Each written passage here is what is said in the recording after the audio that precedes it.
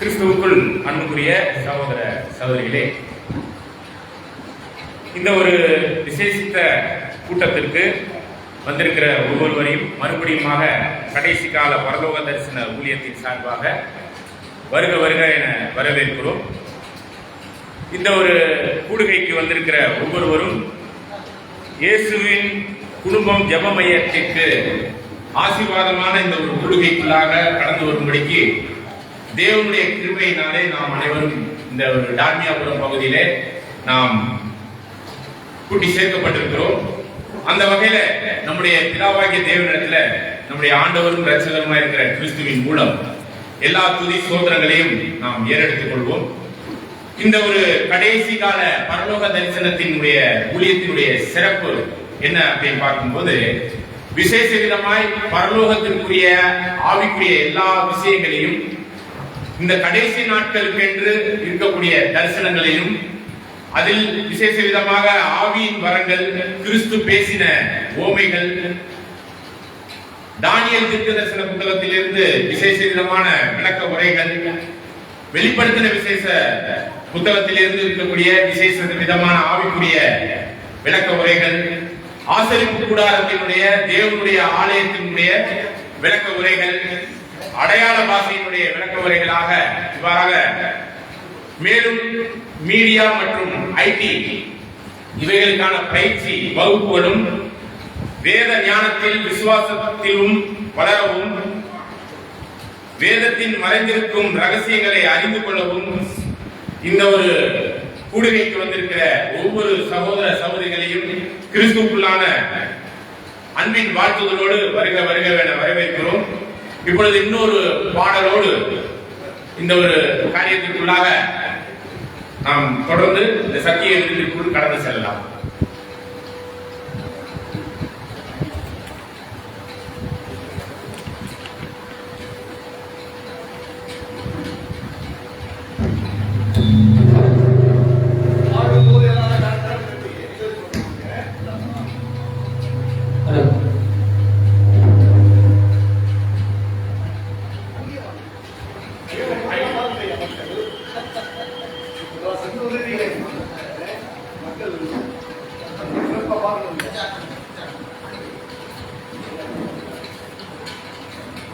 Hello. Praise Lord.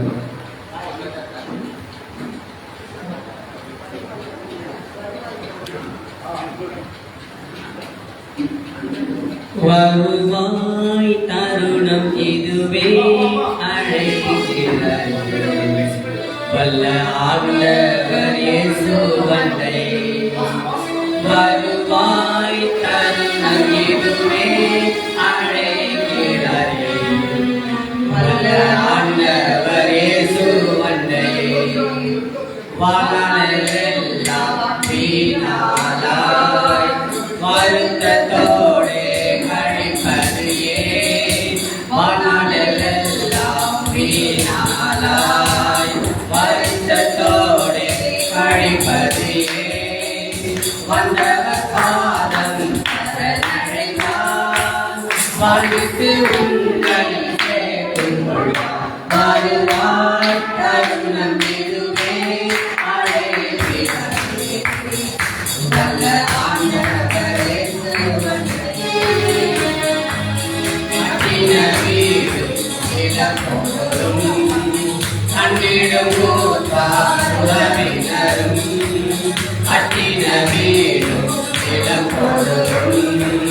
கண்டிடும் காதுலவினரும் கொண்டு விட்டு ஆவி போனார் உலகுன்னோடு வருவதில்லை வருவார் கருணம் இதுவே அழைக்கிறது வல்ல ஆண்டவரே சுருவனை மாணவும் மாலை விளக்கிடாதே அதை நம்பாதே பயப்பிடுமே அழகும் மாலை விளக்கிடாதே அதை நம்பாதே பயப்பிடுமே மரணம் போகா அன்னைக்குமே மரணமடையும் ஆண்டவரை தருவாய் தருவே அழைக்கிறார்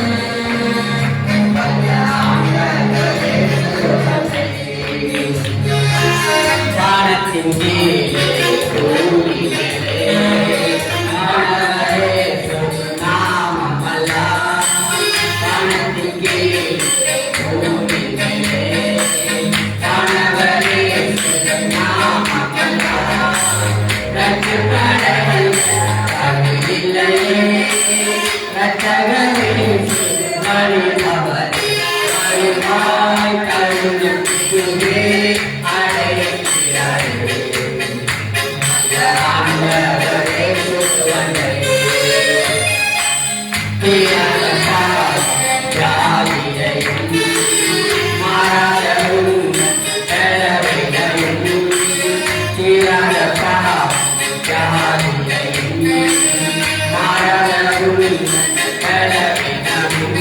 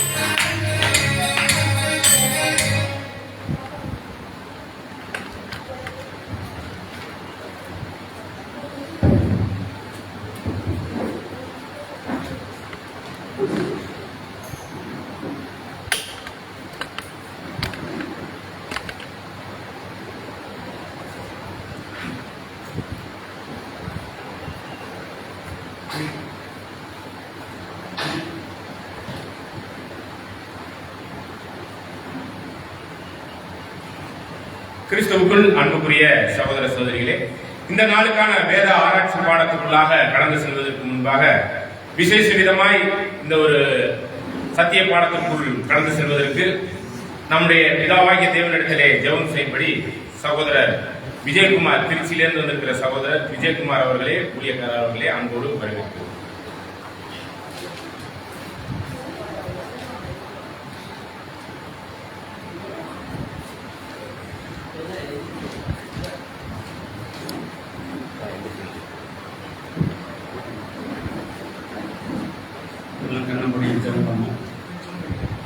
மகா இரக்கமும் உருக்கமும் அன்பும் நிறைந்த எங்கள் அன்பின் ஆண்டவரே, எல்லாம் அல்ல இறைவனே, தேவனே, தேவாதி தேவனே, சர்வ வல்லமையுடைய ஆண்டவரே, ஆண்டவரே, இந்த அருமையான மாலை வேளையிலும் கூட ஆண்டவரே, ஒன்றுக்கும் உதவாத, ஒன்றுக்கும் பிரயோஜனம் இல்லாத தேவரே, எங்களையும் கூட நீர் தெரிந்து கொண்டு உங்கள் வேத வர்த்தத்தின் சத்தியத்தை ஆராய்ந்து தியானிக்க இந்த அருமையான மாலை வேளையை தேவரீர் நீர் எங்களுக்கு கொடுத்திருக்கிறீர் ஆண்டவரே. தகப்பனே, எங்களை மண்ணிலிருந்து நீர் உருவாக்கினீர் ஆண்டவரே. இந்த சுவாசம் நீர் கொடுத்தது ஆண்டவரே. இந்த சுவாசத்தம் எப்பொழுதுமே உங்கள் நாமத்தை மட்டுமே மகிமைப்படுத்தும் ஆண்டவரே. ஆண்டவரே, இருளில் இருக்கிற எங்களை இந்த சத்திய வெளிச்சத்தின் மூலம் கடைசி கால ஆண்டவரே வார்த்தைகளை நீர் எங்களுக்கு சொல்லி எங்களை முழுமையாக மாற்றி, பாவத்தில் இருக்கிற எங்களை முழுமையாய் மாற்றி பரிபூரணமாக மாற்றுவோம் ஆண்டவரே. நீர் மாற்றுவீர் ஆண்டவரே. நாங்கள் விசுவாசிக்கிறோம் ஆண்டவரே. எங்கள் விசுவாசத்தின் பலனை நாங்கள் நிச்சயமாக தேவனுக்கு நாம் சமர்ப்பிப்போம் ஆண்டவரே. இந்த அருமையான மாலை வேளையிலும் கூட தேவரீர் இந்த அருமையான கூடையில ஆரம்பம் முதல் முடியும் வரை ஆண்டவரே உங்களுடைய தெய்வீக பிரசன்னம் இங்கே இருக்கணும் சாமி. எங்கே 2 அல்லது 3 பேர் சேர்ந்து என் நாமத்தை பொழுது கொள்கிறீர்களோ அந்த இடத்துல நான் வாசம் பண்ணுவேன் என்று சொன்ன தேவன் நீர் ஆண்டவரே. இந்த வேளையிலும் கூட தேவரே, இப்பொழுது நீர் எங்கள் கூட இருந்து இந்த சத்திய வெளிச்சங்களை ஆண்டவரே இந்த ஜனங்களுக்கு எல்லோருக்கும் அறியும்படி நீ செய்கிறார் ஆண்டவரே. ஆண்டவரே இயேசு கிறிஸ்துவின் நாமத்தின் மூலம் ஜெபிக்கிறேன் எங்கள் பிதாவே. ஆமென்.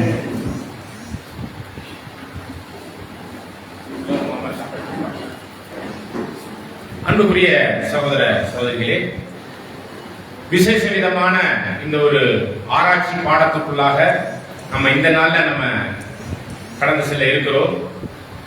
கடந்த பாடத்துல பார்த்த அந்த ஒரு காரியங்கள் எல்லாம் மறுபடியும் ஞாபகப்படுத்திக் கொண்டு இந்த நாளுக்கான காரியத்திற்குள்ளாக நாம் கடந்து செல்லலாம்.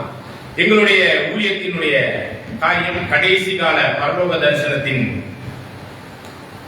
அடிப்படையில பரலோக ராஜ்யத்தினுடைய காரியங்களை குறித்து கடந்த கூடுகையில நம்ம சிந்தித்தோம். அந்த வகையில பரலோக ராஜ்யத்தினுடைய இந்த ஒரு விஷயத்தின் அடிப்படையில தான் இதனுடைய சுவிசேஷம் கடைசி நாட்கள்ல சாட்சியாக அறிவிக்கப்படும் பொழுது இந்த கடைசி நாளுக்கென்றே விசேஷ விதமா இந்த உலகத்தின் முடிவுக்கான ஒரு காரியத்தை கடந்த கூடுகையில நம்ம சிந்தித்தோம். அதிலும் விசேஷ விதமாய் பரலோக தரிசனம் அப்படிங்கிற ஒரு காரியத்துல ஆசரிப்பு கூடாரத்தினுடைய அல்லது இஸ்ரேல் ஜனங்கள் மத்தியில் ஸ்தாபிக்கப்பட்டிருந்த அந்த ஆலயத்தினுடைய காரியங்களை நிழலாக கொண்டு அதற்குரிய ஆவிக்குரிய விஷயத்தை நாம் சிந்தித்தோம். அந்த வகையில பரிசுத்த ஸ்தலம், மகா பரிசுத்த ஸ்தலம், அவைகளில் உள்ள மணிமூட்டுகள் எல்லாம் ஆவிக்குரிய நிதியில பரலோகத்தில் உள்ள உண்மையான அந்த ஒரு தன்மைக்குரிய ஒரு விஷயத்தினுடைய நிழல் காரியங்களை தான் இந்த ஒரு விசேஷ விதமான இந்த பரலோக தரிசனம் அப்படிங்கிற ஒரு விஷயத்துல கூட நாம சிந்தித்தோம். ஆக நம்ம கடந்த கூடுகையில இந்த கடைசி கால பரலோக தரிசன ஊழியத்தின் சார்பாக நம்ம பார்க்கும் பொழுது ராஜ்யத்தின் சுவிசேஷம் சாட்சியாக அறிவிக்கப்படும். அப்பொழுது எதற்கு முடிவு வரும்? உலகத்திற்கு முடிவு வரும். ஆகவேதான் சீசர்களிடத்துல ஆண்டவர் பதிலானது எப்படி இருந்துச்சுங்கும் போது நம்ம கடந்த கூடுகையில அநேக விஷயம் அவர் அடையாள பாஷையில, தீர்க்க தரிசனத்துல, ஓமைகளின் அடிப்படையில நிறைய விஷயத்தை பேசியிருந்தார். அதெல்லாம் நேரடி பாஷையில நம்மளுக்கு புரிஞ்சிச்சா அப்படின்னு பாத்தீங்கன்னா நிறைய காரியங்கள் நம்மளுக்கு புரிந்து கொள்ள முடியாத தன்மையில தான் இருந்துச்சு அப்படிங்கிறத வசனத்தினுடைய கேள்விகளின் அடிப்படையில நம்ம நிறைய பார்க்கணும்.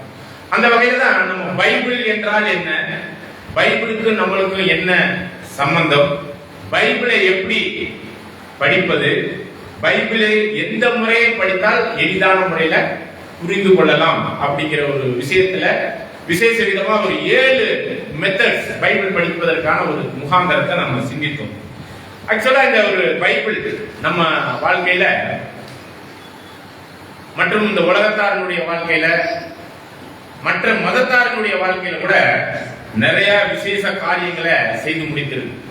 பாத்தீங்கன்னா ஒரு 50 வருடங்களுக்கு முன்பாகலாம் அடிமைத்தனம், ஆணுக்கும் பெண்ணுக்குமான வேறுபாடு, மற்ற ஏனைய உலக காரியங்களுடைய விஷயத்திலெல்லாம் அறியாத்தன்மையினுடைய அறிவியல் பூர்வமான தத்துவங்கள் இவைகளுக்கெல்லாம் விடையில்லாத பொழுது இந்த வேதம் தான் என்ன பண்ணுச்சுன்னு பாத்தீங்கன்னா அநேகருக்கு, இன்னும் சொல்ல போனா இந்தியாவுக்கே விடுதலை கொடுக்கப்பட்ட அந்த ஒரு விஷயம் மகாத்மா காந்தி மத்தேயு 5ஆம் அதிகாரம் 29வது வசனத்துல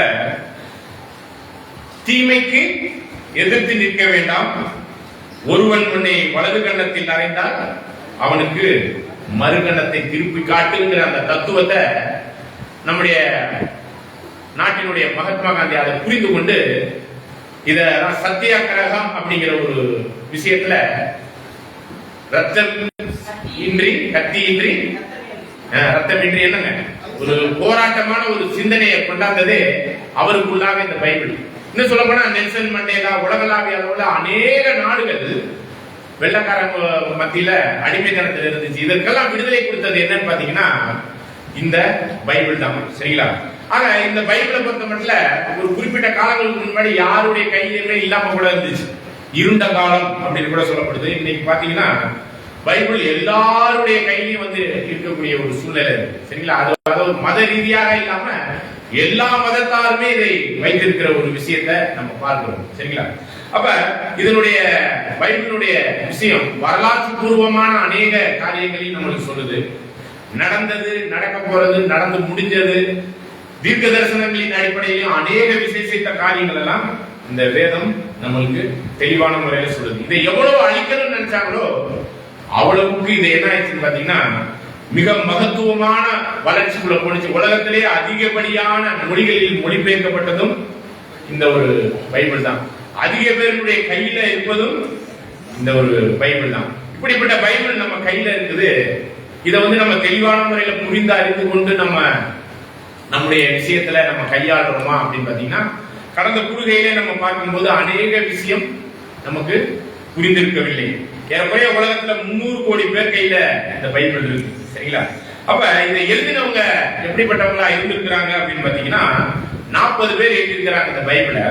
இதுல தாவீது போன்றவர் ஆடு மேய்க்கிற மெய்ப்பனா இருந்திருக்கிறார். லூக்கா என்பவர் ஒரு டாக்டர். சரிங்களா? ஆமோஸ் என்ற ஒரு தீர்க்கதரிசி ரொம்ப ஏழையான ஒரு மனுஷனா இருந்திருக்கிறார். மேத்தேயு அப்படிங்கிறவரு வரி வசூலிக்கிறவரா இருந்திருக்கிறார். மோசேஸ் அவரை பத்தி நம்மளுக்கு தெரியும். ராஜாவுக்கு அடுத்த நிலைமையில இருந்தவர். ஆனா என்ன பண்ணாரு? அவரும் இந்த உலகத்தில் உள்ளவங்களே ரொம்ப எளிமையான மனுஷனாக வாழக்கூடிய அளவுக்கு வாழ்ந்த ஒரு மனுஷனாக நம்ம பார்க்கிறோம். பேதுரு, யாக்கோபு, யோவான் 3 பேருமே யாரும் சொல்ல முடியுங்களா? மீன் பிடிக்கிறவங்க. சரிங்களா? பாத்தீங்கன்னா இதனுடைய காரியங்கள் எழுதப்பட்ட ஒரு விஷயம்னா ரொம்ப அறிவாளிகளையும் பயன்படுத்தி இருக்கிறார். அற்பமாய் எண்ணப்பட்ட இந்த உலகத்தில் உள்ள ஜனங்களையும் இந்த ஒரு பைபிளை எழுதுவதற்கு பயன்படுத்தப்பட்டிருக்கு. இதுல ஏறக்குறைய 1700 வருடங்கள் தொடர் காலகட்டத்துல இந்த ஒரு பைபிள் ஆனது எழுதப்பட்டுச்சு அப்படிங்கிறத பார்க்கணும். சரிங்களா? ஆனா இந்த பைபிளை எளிதான முறையில புரிந்து கொள்ளும்படிக்கு இருக்குதா அப்படின்னு பாத்தீங்கன்னா அதிகமானோர் புரிந்து கொள்ளாத, அதாவது most misunderstandable Bible book அப்படின்னாக்கி இதுதான். மற்றதெல்லாம் எளிதான முறையில புரிந்து கொள்ளலாம். இந்த பைபிள்ல உள்ள அநேக விஷயங்கள் எளிதான முறையில புரிந்து கொள்ள முடியாத தன்மையில தான் எழுதப்பட்டிருக்கு. சரிங்களா? அநேக விஷயம், ஒரு சில விஷயம் நேரடி பாஷையில நேரடியா ஒரு சில காரியங்களை கட்டளைகளாக நியமங்களாக சொல்லியிருக்கிறார் தேவன். ஆனா இந்த ஒரு புரிந்து கொள்ளாத தன்மையினாலதான் இன்னைக்கு இருக்கிற கிறிஸ்தவ மார்க்கத்துல ஏகப்பட்ட டெனாமினேஷன்ஸ், பிரிவினைகள் உண்டாயிருக்கு. காரணம் ஒவ்வொருவரும் ஒவ்வொரு வகையான விசுவாசத்துல இருக்கிறோம் அப்படிங்கறதுதான் உண்மை. எபேசியர் 4ஆம் அதிகாரம் 4, 5, 6 வசனத்தை நம்ம வாசிக்கலாம்.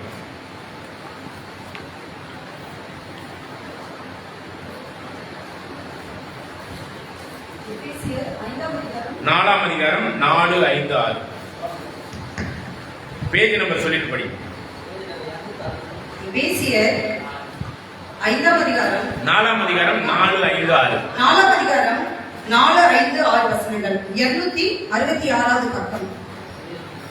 உங்களுக்கு உண்டான அழைப்பினாலே நீங்கள் ஒரே நம்பிக்கைக்கு அழைக்கப்பட்டது போல ஒரே சரீரமும் ஒரே ஆவியும் உண்டு.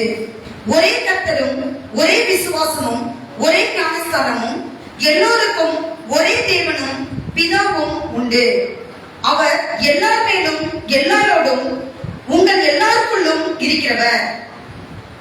ஆக இந்த வசனங்கள்ல பாத்தீங்கன்னா வேறுபட்ட கருத்துடைய கிறிஸ்தவத்தை பத்தி சொல்லாம ஒரே விசுவாசம், ஒரே நம்பிக்கை, ஒரே ஞானஸ்தானம், ஒரே கர்த்தர், ஒரே தேவன், ஒரே ஆவியை குறித்த சொல்லியிருக்கும் பொழுது, ஆனா கிறிஸ்தவ மார்க்கத்துக்குள்ள போய் பார்க்கும் பொழுது பலதரப்பட்ட விசுவாசம், பலதரப்பட்ட நம்பிக்கை, பலதரப்பட்ட கோணங்கள்ல பிரிந்து இருக்கிற ஒரு முகாந்திரத்தை நம்ம பார்க்கிறோம். ஒரு சில பேர் பாத்தீங்கன்னா ஆராதனைய சனிக்கிழமை கூட வைக்கிறாங்க. அன்னைக்குதான் என்னன்னு சொல்றாங்க? ஓய்வு நாள். ஓய்வு நாள் என்னைக்குன்னு தெரியுங்களா? ஓய்வு நாள் ஞாயிற்றுக்கிழமையா சனிக்கிழமை? சனிக்கிழமை. அது நியாயப்பிரமாணத்தின்படி ஓய்வு நாளை செவன்த் டே அட்வான்டேஜ் போன்ற விசுவாசிகள் அப்படி வைக்கிறாங்க. கர்த்தருடைய பந்திய ஒரு சில சபைகள் மாசத்துக்கு ஒரு முறை பண்றாங்க. பிரதரன் போன்ற சபைகள் வாரத்தின் முதல் நாளாகிய ஞாயிற்றுக்கிழமையில பண்றாங்க. ஆர்சிசி போன்ற சபைகள் எல்லாம் என்ன பண்றாங்க பாத்தீங்கன்னா காலையிலேருந்து சாயந்தரம் வரையுமே 4 கர்த்தருடைய பந்திய அவங்க அனுசரிப்பது. இவ்வாறாக அவரவர்களுடைய கோணத்துல வேதத்தை பார்க்கறதுனால இவ்வளவு பிரிவினைகள் இருப்பதை நம்ம பார்க்கிறோம்.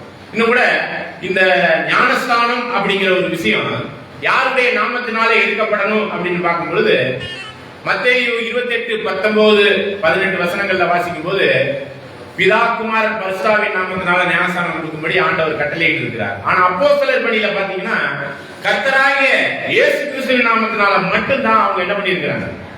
அப்ப இதுல கூட ஒரு பிரிவினை, கர்த்தராகிய இயேசு கிறிஸ்துவின் நாமத்தினால ஞானஸ்நானம் கொடுக்கிறதுன்னு ஒரு குரூப், பிதா குமாரன் பரிசுத்தாவின் நாமத்தினால அப்படின்னு சொல்லி. சரிங்களா?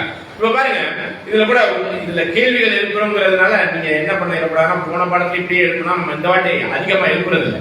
ஆனா விஷயங்களை நம்ம பொதுவான காரியத்துல வச்சு நம்மளுக்குள்ளாக இருக்கக்கூடிய பிரிவினைகளை அண்டர்ஸ்டாண்ட் பண்றதுக்காக நம்ம பார்க்கிறோம். இதுல வேத ரீதியான கொள்கைகள், விசுவாசம், நம்பிக்கை முழுவதுமே ஒன்றாக மட்டும்தான் இருக்குது அப்படிங்கறத நம்ம புரிந்து கொள்ளணும். நம்மளுக்கு தெரியும் கிறிஸ்துமஸ் எந்த தேதியில வரும்? எந்த தேதி? டிசம்பர் 25. அதுல எதுவும் மாற்றம் இருக்கா? பிறந்த நாள்ல, ஆண்டவருடைய பிறந்த நாள்ல மாற்றம் இருக்கா இல்லைங்க? 25ல மாற்றம் இருக்கா? பாருங்க, அதுதான் என்னன்னா உலகளாவிய அளவுல 25ஆம் தேதி தான் அநேகர் மெஜாரிட்டி அனுசரிக்கிறாங்க. ஓகேங்களா? இப்ப கேள்வி என்னன்னா, ஆண்டவருடைய இறந்த தேதி என்னைக்கு? கரெக்டா வெள்ளிக்கிழமை மட்டும்தான் அவர் என்ன பண்ணுவார்? குட் ஃப்ரைடே அன்னைக்கு சாவாரு. அதுக்கு தேதி வருஷம் வருஷம் என்ன ஆகும்? தேதி பாருங்க, குட் ஃப்ரைடே அன்னைக்கு தான் அவங்க என்ன பண்ணுவாங்க, எல்லா கிறிஸ்தவர்களும் குட் ஃப்ரைடே அன்னைக்கு தான் என்ன பண்ணுவாங்க, ஆண்டவர் மரண நாளை அனுசரிப்பாங்க. ஈஸ்டர்ங்கிறது என்னது? அவர் உயிர்த்தெழுந்த நாள். நல்லா கவனிச்சீங்க. வெள்ளி சனியில தான், வெள்ளிக்கிழமை மறிப்பார், சனிக்கிழமை உயிர்த்தெழுவார். இதுல டேட் எப்பயுமே மாறிக்கிட்டு இருக்கும், கிழமை மட்டும் மாறாது வருஷம் வருஷம். இது எப்படி? இதெல்லாம் வேத ரீதியா காரியங்கள் இருக்குதா அப்படிங்கறதெல்லாம் சிந்திக்க வேண்டிய ஒரு தருணம் இருக்கு. இது வேத ரீதியாவே நம்ம பார்க்க முடியும். சரி, ஆண்டவர் எத்தனை வருஷம் ஊழியம் பண்ணாரு தெரியுங்களா?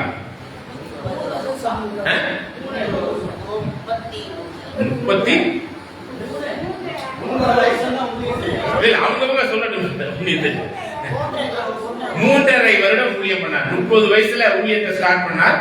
3.5 வருஷம் ஊழியம் பண்ணார். சரிங்களா? பைபிள் எங்க இருக்கு 3.5 வருஷம் ஊழியம் பண்ணார்? தெரியுமா? இருக்கு, இதே பைபிள்ல தான் இருக்கு. இதெல்லாம் குறித்து தான் நம்ம ஆராய்ச்சி பண்ண போறோம். சரிங்களா? இது ஒரே நாள்ல நம்ம பார்க்க போறது இல்லை. ஆனா விசேஷ விதமாய் தேவனுடைய சபையில குழப்பங்கள் இருக்காது. படிக்கலாம் பாருங்க, 1 கொரிந்தியர் 14ஆம் அதிகாரம் 33வது வசனம். 14ஆம் அதிகாரம் 33ஆம் வசனம். பேஜ் நம்பர் சொல்லிட்டு படிங்க. எல்லாரும் எடுத்துக்கிட்டு அதுக்குதான், வேற ஒண்ணு இல்லை. இதுல காமிக்கிறத காட்டிலும் நீங்க எல்லாருமே பைபிள்ல பார்க்க ஆரம்பிச்சிருங்க. பேஜ் நம்பர் ஃபர்ஸ்ட் சொல்லுங்க. 1 கொரிந்தியர் 13ஆம் அதிகாரம் 33ஆம் வசனம்.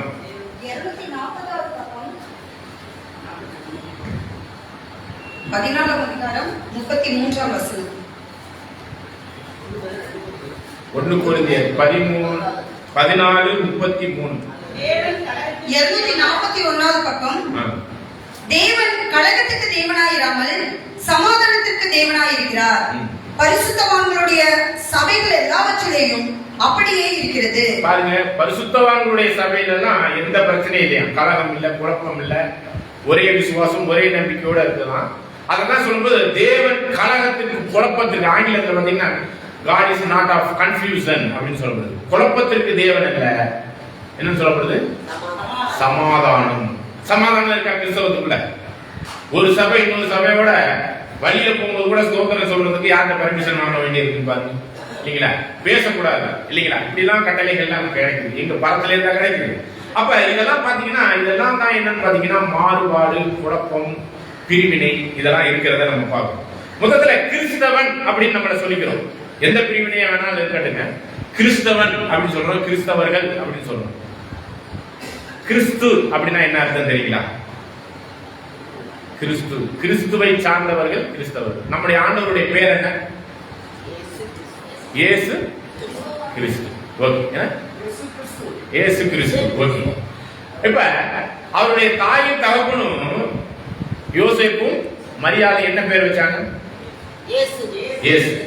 கிறிஸ்துனா என்னது? அவர் சேர்த்துக்கிட்டாரா? கிறிஸ்துனா என்ன அர்த்தம்? கர்த்தராகிய இயேசு கிறிஸ்து அப்படின்னு சொல்லணும். கிறிஸ்து என்றால் என்ன? நம்மலாம் வந்து இயேசுவை சார்ந்தவர்கள் தானே சொல்லணும். ஏன் கிறிஸ்துவை சார்ந்த கிறிஸ்தவர்கள் சொல்லிக்கிறோம்? பாத்தீங்களா, கொஞ்சம் தெளிவா இருக்கிறாங்க ஒரு சில பேர் தாழ்மையா உள்ளது. அபிஷேகம் செய்யப்பட்டவர் அப்படின்னா கிறிஸ்து என்ற ஒரு பதம் கிரேக்க பதத்துல பரிசுத்த ஆவியினால் அபிஷேகம் செய்யப்பட்டவர் கிறிஸ்து. இததான் நீங்க யோவான் புத்தகத்துல எல்லாம் படிக்கும் பொழுது யோவான் 1:41 மெசியா அல்லது கிரேக்க பதத்துல கிறிஸ்து, மெசியானாக்க எபிரேய பதத்துல, சரிங்களா, தமிழ்ல அபிஷேகம் செய்யப்பட்டவர். அப்போஸ்தலர் 10ஆம் அதிகாரம் 38வது வசனத்தை கூட நீங்க வாசிங்க.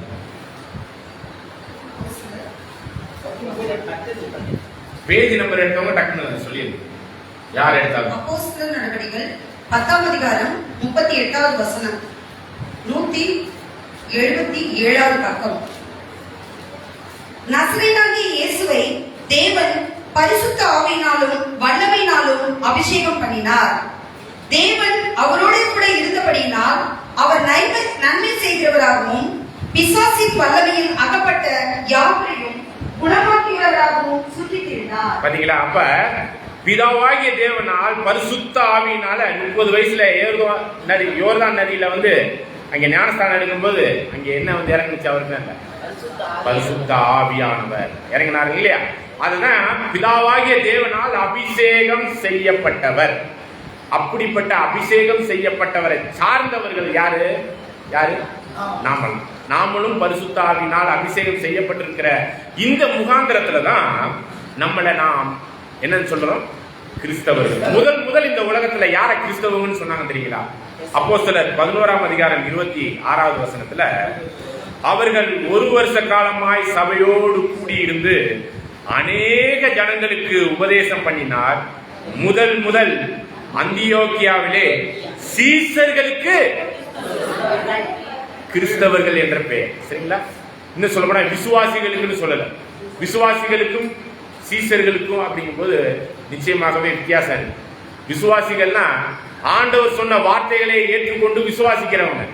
சீசர்கள்னா அந்த விசுவாசத்துக்கு ஏற்ற அந்த போதனைகளை கை கொள்ளுகிறவர்கள். அதனாலதான் யோவான் 8ஆம் அதிகாரம்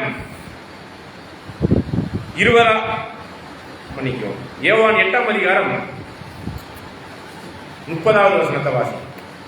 யோவான் 8ஆம் அதிகாரம் 30வது வசனம், 138வது பக்கம். இவைகளை அவர் சொல்லுகையில் அநேகர் அவரிடத்தில் விசுவாசம் வைத்தார்கள். ஒரு சில விஷயங்களை ஆண்டவர் போதிச்சுட்டு வந்திருக்கும் போது அநேகர், அதாவது எண்ணில் அடங்கா ஜனங்கள் அவர் மேல என்ன பண்ண ஆரம்பிச்சிட்டாங்க? விசுவாசித்தார்கள். இப்ப விசுவாசித்தவர்களுக்கு பார்த்து அவர் ஒரு வார்த்தை சொல்றார், கவனி, படிங்க.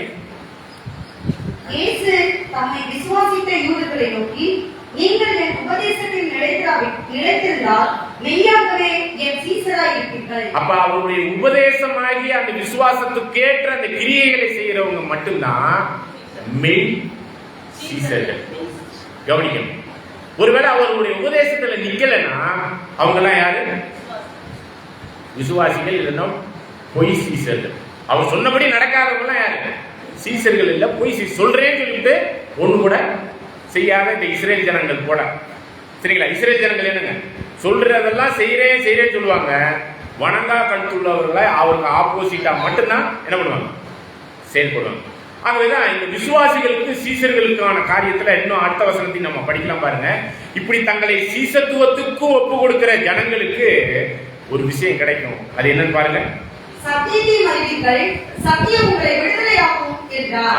பாருங்க, அதுதான் நம்ம கடந்த கூறுகையில பார்க்கும்போது வசனத்துக்கும் சத்தியத்துக்கும் உள்ள வித்தியாசத்தை பார்த்தோம். வசனம்னா இன்னைக்கு கிறிஸ்தவம் முழுவதுமே எல்லாருமே இந்த பைபிளை படிக்கிறாங்க, நிறைய விஷயம் புரியல.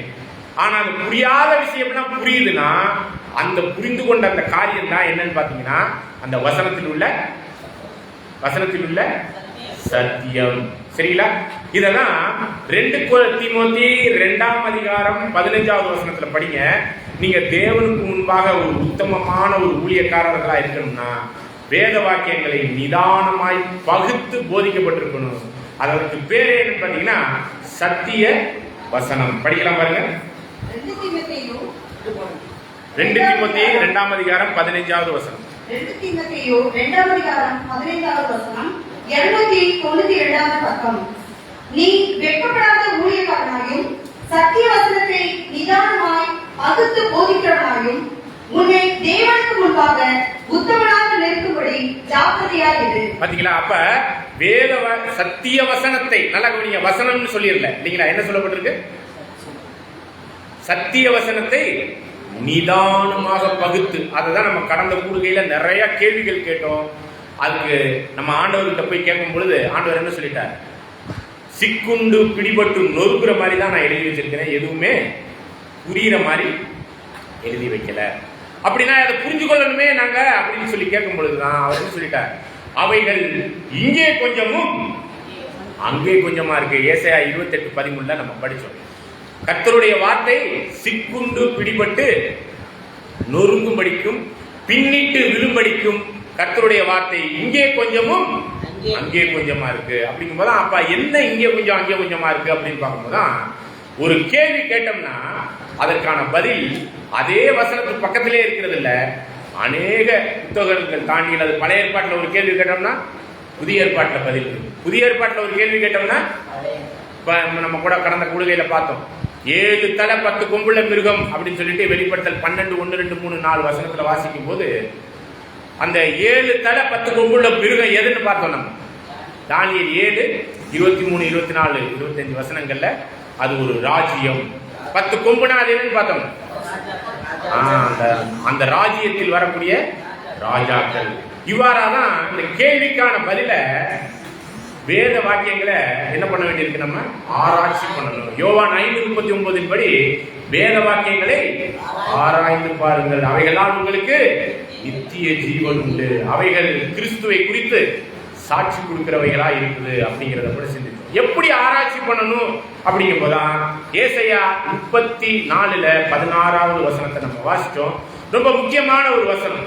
இந்த பைபிள் நம்ம எப்படி படிக்கணும் அப்படிங்கிறத சிந்திக்கும் பொழுது இந்த ஒரு வசனம் தான் ரொம்ப முக்கியமா இருக்குது. படிக்கலாம் பாருங்க, படிங்க. ஏசாயா 34வது அதிகாரம் 16வது வசனம், 839வது பக்கம். கர்த்தருடைய புத்தகத்திலே தேடி வாசியுங்கள், இவர்களில் ஒன்றும் குறையாது, இவர்களில் ஒன்றும் ஜோடி இல்லாதிராது. அவருடைய வாய் இதை சொல்லிட்டு அவருடைய ஆவி அவைகளை சேர்க்கும். பாத்தீங்களா? அப்ப தேவனுடைய ஆவி இங்கே கொஞ்சம் அங்கே கொஞ்சமா இருக்கக்கூடிய வசனத்தை ஆராய்ச்சி பண்ணும் பொழுது அதை தேடுதலோடு ஒவ்வொரு கேள்விக்கான பதில வேதத்துல தேடுதலோடு நம்ம தேடும் பொழுது பரிசுத்த ஆவியினுடைய அனுக்கிரகத்துல என்ன பண்ணப்படும்? நம்மளுக்கு அதற்கான ஜோடி வசனம் கிடைக்கும். எல்லா கேள்விகளுக்கும் அதுல என்ன கிடைச்சிடும்? நம்மளுக்கு பதில் கிடைச்சிடும் அப்படிங்கிறத பார்க்கணும். அப்ப அந்த பதில் கிடைக்கிறவங்க யாருக்கு தான் கிடைக்குன்னு பாத்தீங்கன்னா, விசுவாசத்தை தாண்டி கிரியையில இருக்கக்கூடிய சீசர்களுக்கு மட்டும்தான். அதனாலதான் சீசர்களுக்கு சொல்றார், உங்கள் கண்கள் காண்கிறதுனாலும் உங்கள் காதுகள் கேட்கிறதுனாலும் அவைகள் பாக்கியம் உள்ளவைகள். மத்தேயு 13, 16, 17 வசனத்துல பார்க்கணும். நீதிமான்களும் பழைய ஏற்பாட்டில் உள்ள எல்லா அந்த தீர்க்கதரிசிகளும் இவைகள் எல்லாம் காணவும் கேட்கவும் ஆசையா இருந்தும் காணாமலும் கேளாமலும் போனார்கள். அப்படிங்கும்போது தானியேல் போன்ற பெரிய பெரிய ஞானியே இதன் அர்த்தம் என்னன்னு கேள்வி கேட்டா உன் வேலை என்னன்னு சொல்லிட்டு போயிட்டாரு. எழுதி வச்சுட்டு போ. கடைசி நாட்கள்ல உள்ளவங்க என்ன பண்ணிக்குவாங்க? அதை தேடி ஆராய்ந்து கண்டுபிடித்துக் கொள்வார்கள். சரிங்களா? ஏசாயா 28 9வது வசனம். ஏசாயா 28 9வது வசனம். யாருக்கு அவர் அறிவை போதிப்பார், யாருக்கு உபதேசத்தை உணர்த்துவார்? பால் மறந்தவர்களுக்கும் முளை மறக்கப்பட்டவர்களுக்குமே அப்படின்னு சொல்லி சொல்றார். அப்ப நம்ம பால் குடி மறக்கணும். நல்ல கவனிங்க. நாம என்ன பண்ணணும்? அந்த வசனம் பார்த்தீங்களா? ஏசாயா 28 9வது வசனம்.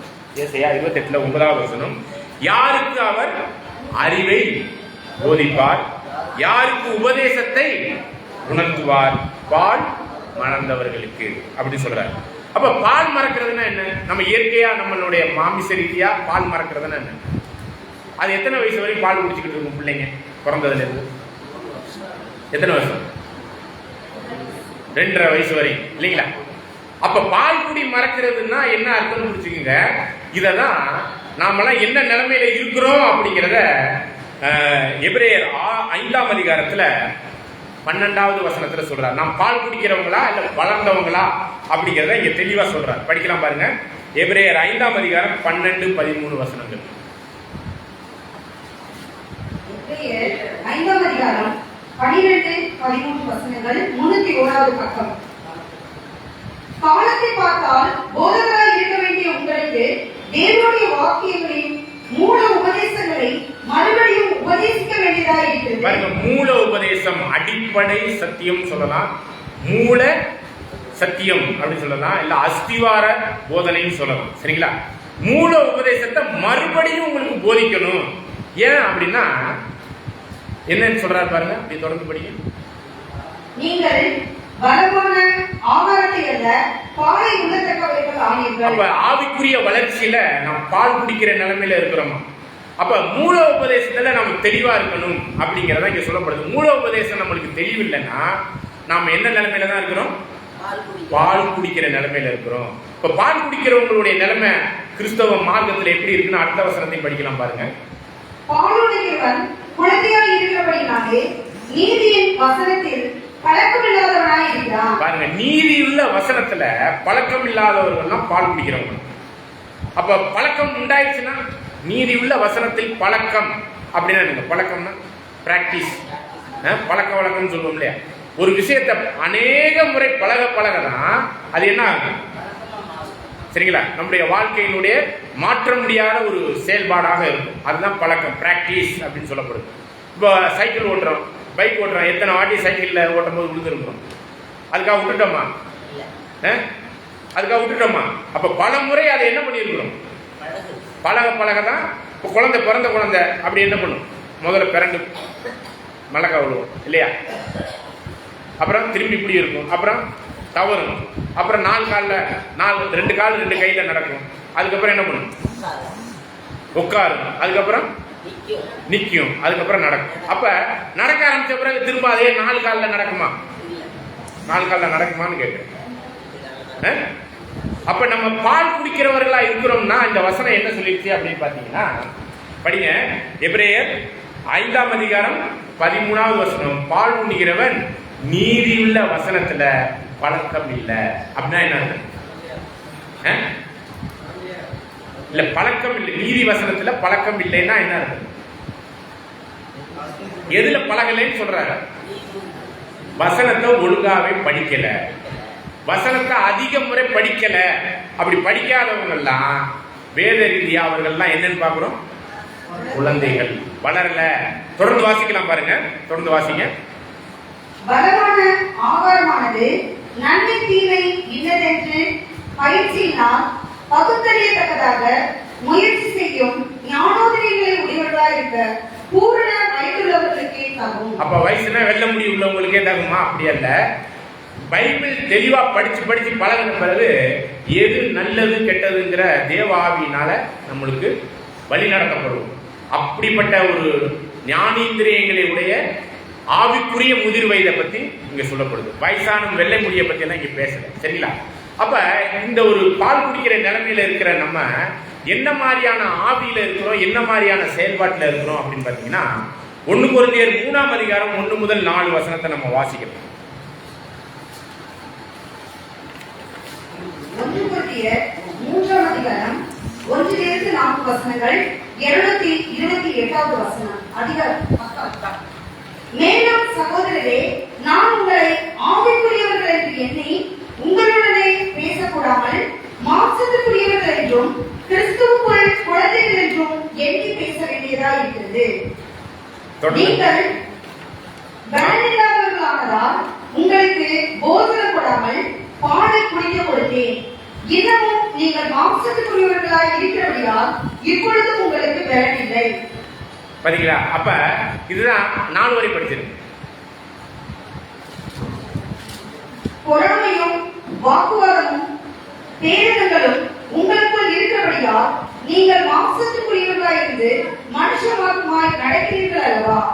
ஒருவன் நான் பவுலை சேர்ந்தவன் என்றும் வேறொருவன் நான் அப்பொழுது சேர்ந்தவன் என்றும் சொல்லுகிறபடியால் நீங்கள் மாம்சத்துக்குரியவர்கள் அல்லவா? அல்லவா? அப்ப இதுதான் என்னன்னு பாத்தீங்கன்னா, இன்னைக்கு பாருங்க, அன்னைக்கே பவுல், அப்போஸ்தலர் பேதுரு, கேபா அப்படின்னு பல வகையான பிரிவினைகள் அன்னைக்கே இருந்திருக்கு. சரிங்களா? ஆனா இன்னைக்கு பாருங்க, இத்தனை பிரிவினைகளுக்கு காரணம் ஆண்டவரை விட்டாச்சு, போடப்பட்ட அஸ்திவாரமாகிய கிறிஸ்துவ விட்டாச்சு. யார நாடுறவங்களா இருக்கிறாங்க? பிரிவினை இல்ல, ஒரு மனுஷனை சார்ந்தவர்களா போறதுனாலதான் இவ்வளவு வளரா நிலைமை. ஏன் வளரலைன்னாக்கே அவங்க பைபிள் ஒழுங்கா படிக்கல.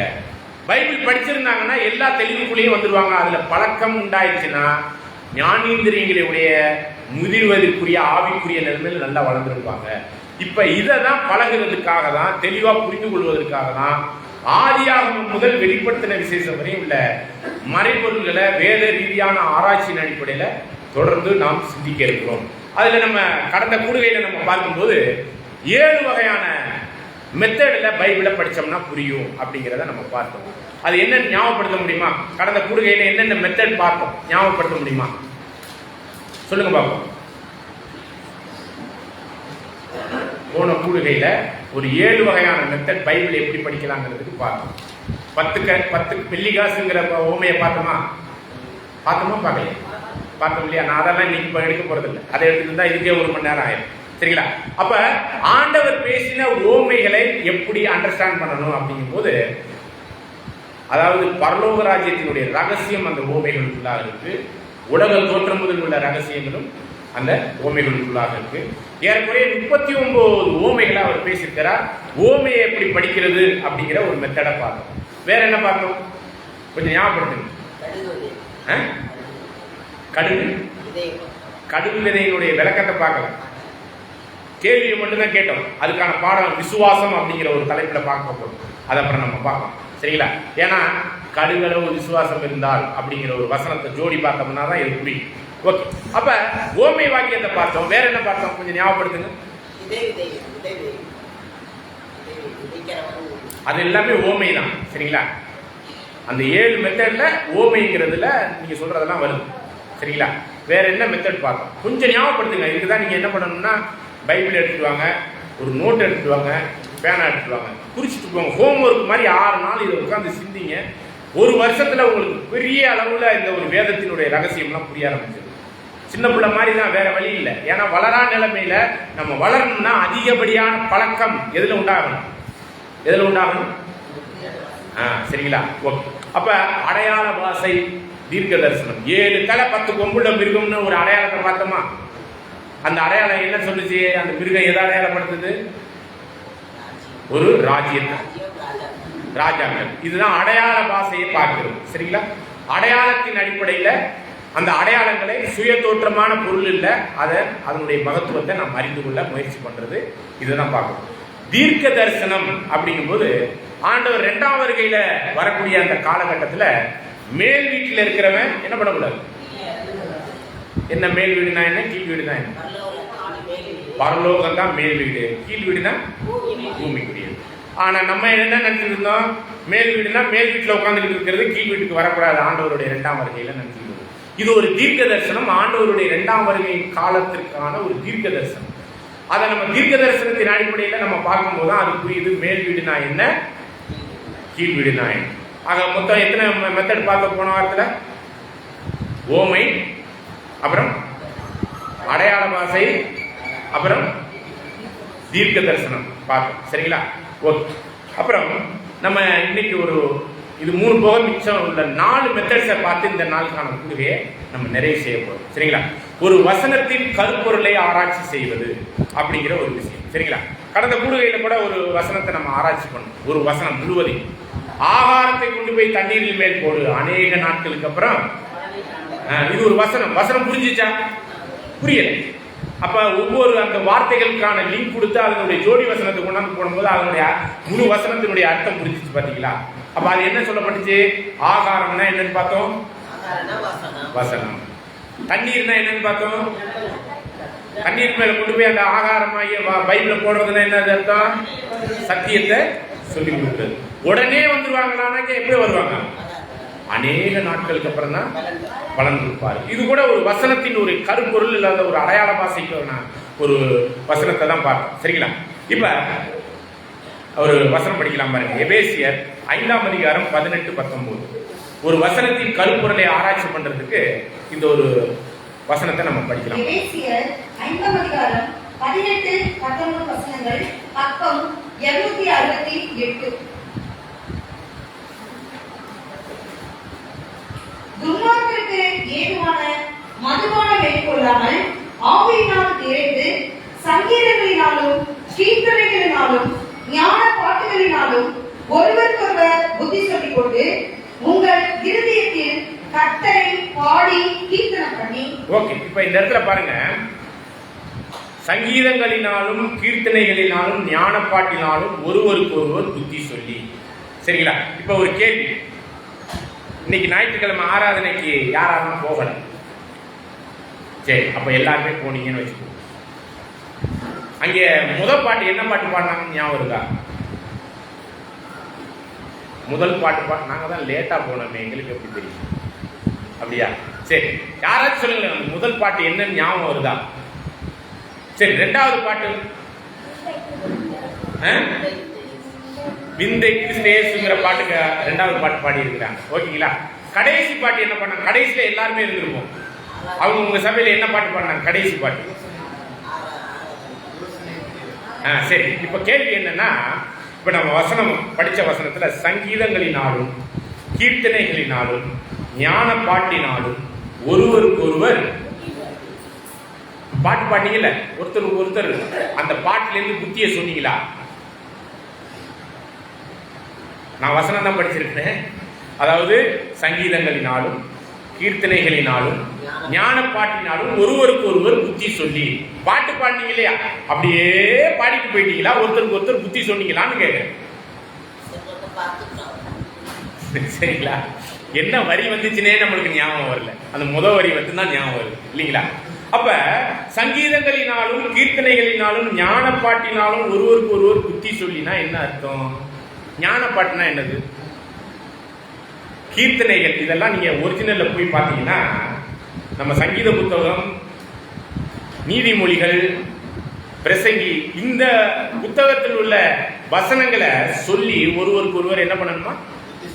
புத்தி சொல்றதை பத்தி சொல்லப்பட்டிருக்கு. நம்ம என்ன பண்ணிட்டு இருக்கோம்? பாட்டு பாடி, பாட்டு பாடுறது தப்புன்னு சொல்லல, பாட்டு பாடுறது தான் சங்கீதம். இந்த வசனத்தை கொண்டு போய் என்ன பண்ணிட்டு இருக்காங்க? சங்கீதங்களினாலும் கீர்த்தனைகளினாலும் ஞான பாட்டினாலும் ஒருத்தருக்கு ஒருத்தர் பாட்டு பாடிக்கிட்டு இருக்கிற முடிஞ்சு புத்தி சொல் பெற்றோமா அப்படிங்கிறது கேள்வியா இருக்கு.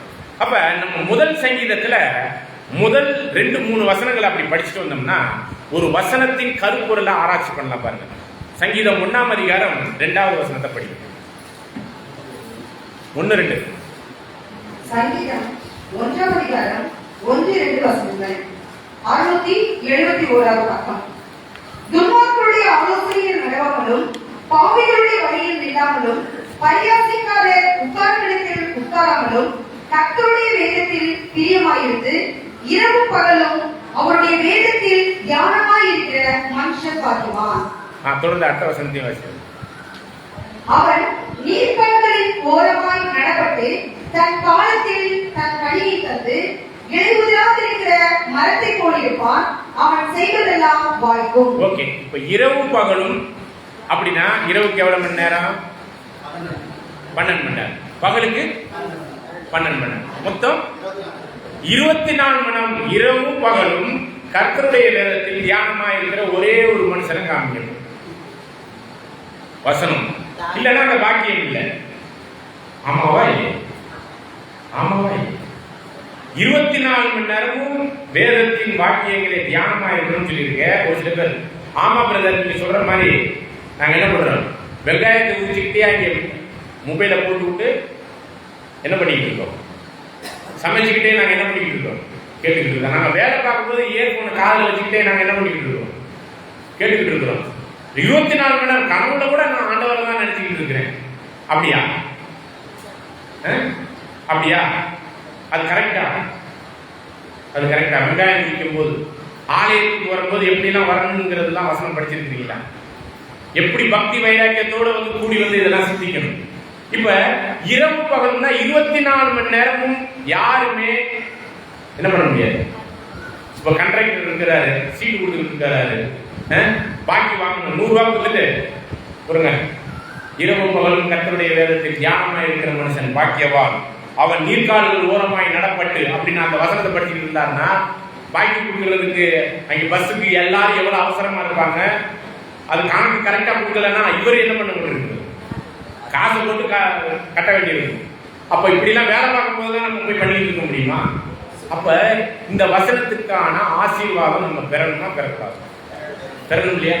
அப்பனா இதற்கான ஒரு விஷயத்துலதான் இந்த வசனத்தின் கருப்பொருள் என்ன அப்படிங்கிறத நம்ம பார்க்கணும். சரிங்களா? அப்படின்னா இரவுனா என்ன, பகல்னா என்ன? ஒரு சில பேர் சொல்லுவாங்க என் வாழ்க்கை என்ன விடியவே இல்லை அப்படின்னா. அப்படின்னா என்ன அர்த்தம்? கஷ்டமான சூழ்நிலைகள், துன்பமான சூழ்நிலைகளுக்கு தான் நம்ம என்ன சொல்லுவோம்? இரவு அப்படின்னு சொல்லுவோம். சரிங்களா?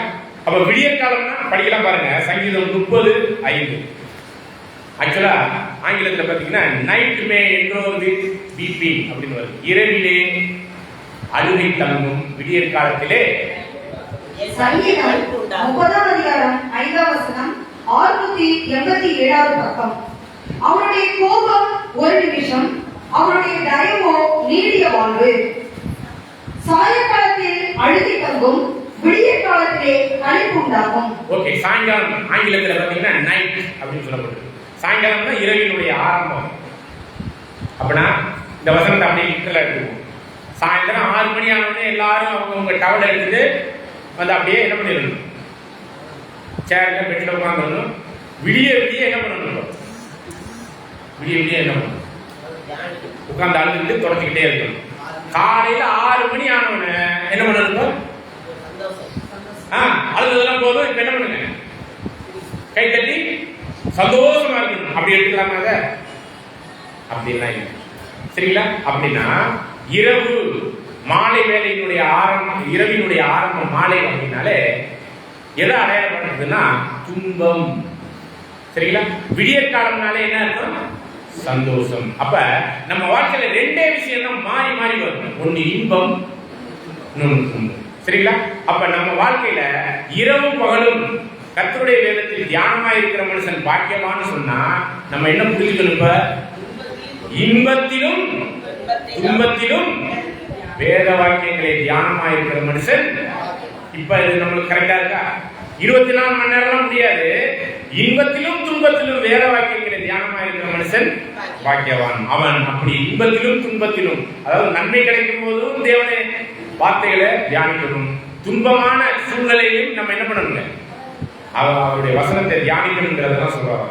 அவன் நீர்க்கால்கள் ஓரமாய் நடப்பட்ட இலையுதிராது இருக்கிற கனி கொடுக்கிற மரத்தை போல் இருப்பான். அப்படின்னா என்னது? ஒரு சில பேர் மரம் மாதிரி இருக்கிறவங்க ஒண்ணுமே இது பண்ணாம அப்படிங்கிறாங்க இல்லையா? சில பேர் சொல்றாங்களா இல்லையா? அப்ப நாம் என்ன மாதிரி மரம்னா நீர்க்கால்கள் ஓரமாய் நடப்பட்ட மரம். நீர்க்கால்கள் தண்ணி வர்ற இடத்திலுடைய கரையில நீர்க்கால்கள் ஓரம்னா ஒரு ஆறு இருக்குன்னா ஆற்றுக்கரையில நடப்பட்ட மரத்தை போல இருப்பான். அவனுடைய இலை உதிரவே உதிராகும், பச்சையாவே இருக்குமா. அப்புறம் என்ன ஆகும்? கனியை தரும். சரிங்களா? அப்ப நம்ம மரமா இருந்தா எந்த ஆற்றுக்கரையில நம்ம நடப்பட்டிருக்கோம்? இப்ப சொல்லுங்க, எந்த ஆற்றுக்கரையில் நடப்பட்டிருக்கோம்? வெளிப்படுத்தின விசேஷம் 22ஆம் அதிகாரம் 1-2 வசனங்கள். வெளிப்படுத்தின விசேஷம் 22ஆம் அதிகாரம் 1-2 வசனங்கள் 354வது பக்கம். பின்பு பளிங்கு போல் தெளிவான ஜீவ தண்ணீருள்ள சுத்தமான நதி தேவனும் ஆட்டுக்குட்டியானவரும் இருக்கிற சிங்காசனத்திலிருந்து புறப்பட்டு வருகிறதை எனக்கு காண்பித்தான். நகரத்து வீதியின் மத்தியிலும் நதியின் இரு கரையிலும் 12 விதமான கனிகளை தரும் ஜீவ விருட்சம் இருந்தது. இந்த ஜீவ விருட்சம், இந்த மரம் தான் யாருன்னு சொல்லிட்டாருன்னா நம்மள சொல்லிட்டாரு. இந்த ஆறு எங்க இருந்து வருது? எங்க இருந்து வருது? எங்க இருந்து வருது? தேவனும் ஆட்டுக்குட்டியானவரும் இருக்கிற அந்த சிங்காசனத்திலிருந்து வருதான் இந்த நதி. இந்த நதி ஓரமாய் நடப்பட்டிருக்கிற மரமா இருந்தோம்னா ஏற்ற காலத்துக்கு ஏற்ற கனிகளை கொடுக்கும். சரிங்களா? இது வந்து எசேக்கியேல் 37ஆம் அதிகாரத்துல கூட நம்ம படிக்கலாம். அது நீங்க 1-2 வசனத்துல படிச்சீங்கன்னா ஆலயத்திலிருந்து அது கிழக்கு கிளம்பி வருது. ஆலயங்கிறது தேவன் இருக்கக்கூடிய ஆட்டுக்குடியாக இருக்கக்கூடிய ஒரு இடத்தை சொல்லுது. அப்படியே நீங்க படிச்சீங்கன்னா 12வது வசனத்தை படிங்க. 47:12. எசேக்கியேல் 47ஆம் அதிகாரம் 12வது வசனம் 1226வது பக்கம். நதியோரமாய் அதில் இக்கரையிலும் அக்கரையிலும் புசிப்பான சகலவித விருட்சங்களும் வளரும். அவைகளின் இலைகள் உதிர்வதுமில்லை, அவைகளின் கனி கெடுவதுமில்லை. அவைகளுக்கு பாயும் தண்ணீர் பரிசுத்த ஸ்தலத்திலிருந்து பாய்கிறபடியினால், அதாவது ஆலயத்தின் பரிசுத்த ஸ்தலத்திலிருந்து பாய்கிறபடியினால் மாதந்தோறும் புது கனிகளை கொடுத்து கொண்டே இருக்கும். அவைகளின் கனிகள் புசிக்கும், அவைகளின் இலைகள் அமிர்தத்துக்குமானவைகள். அவைகளுடைய கனிகள் அமிர்தத்துக்குமானவைகள்.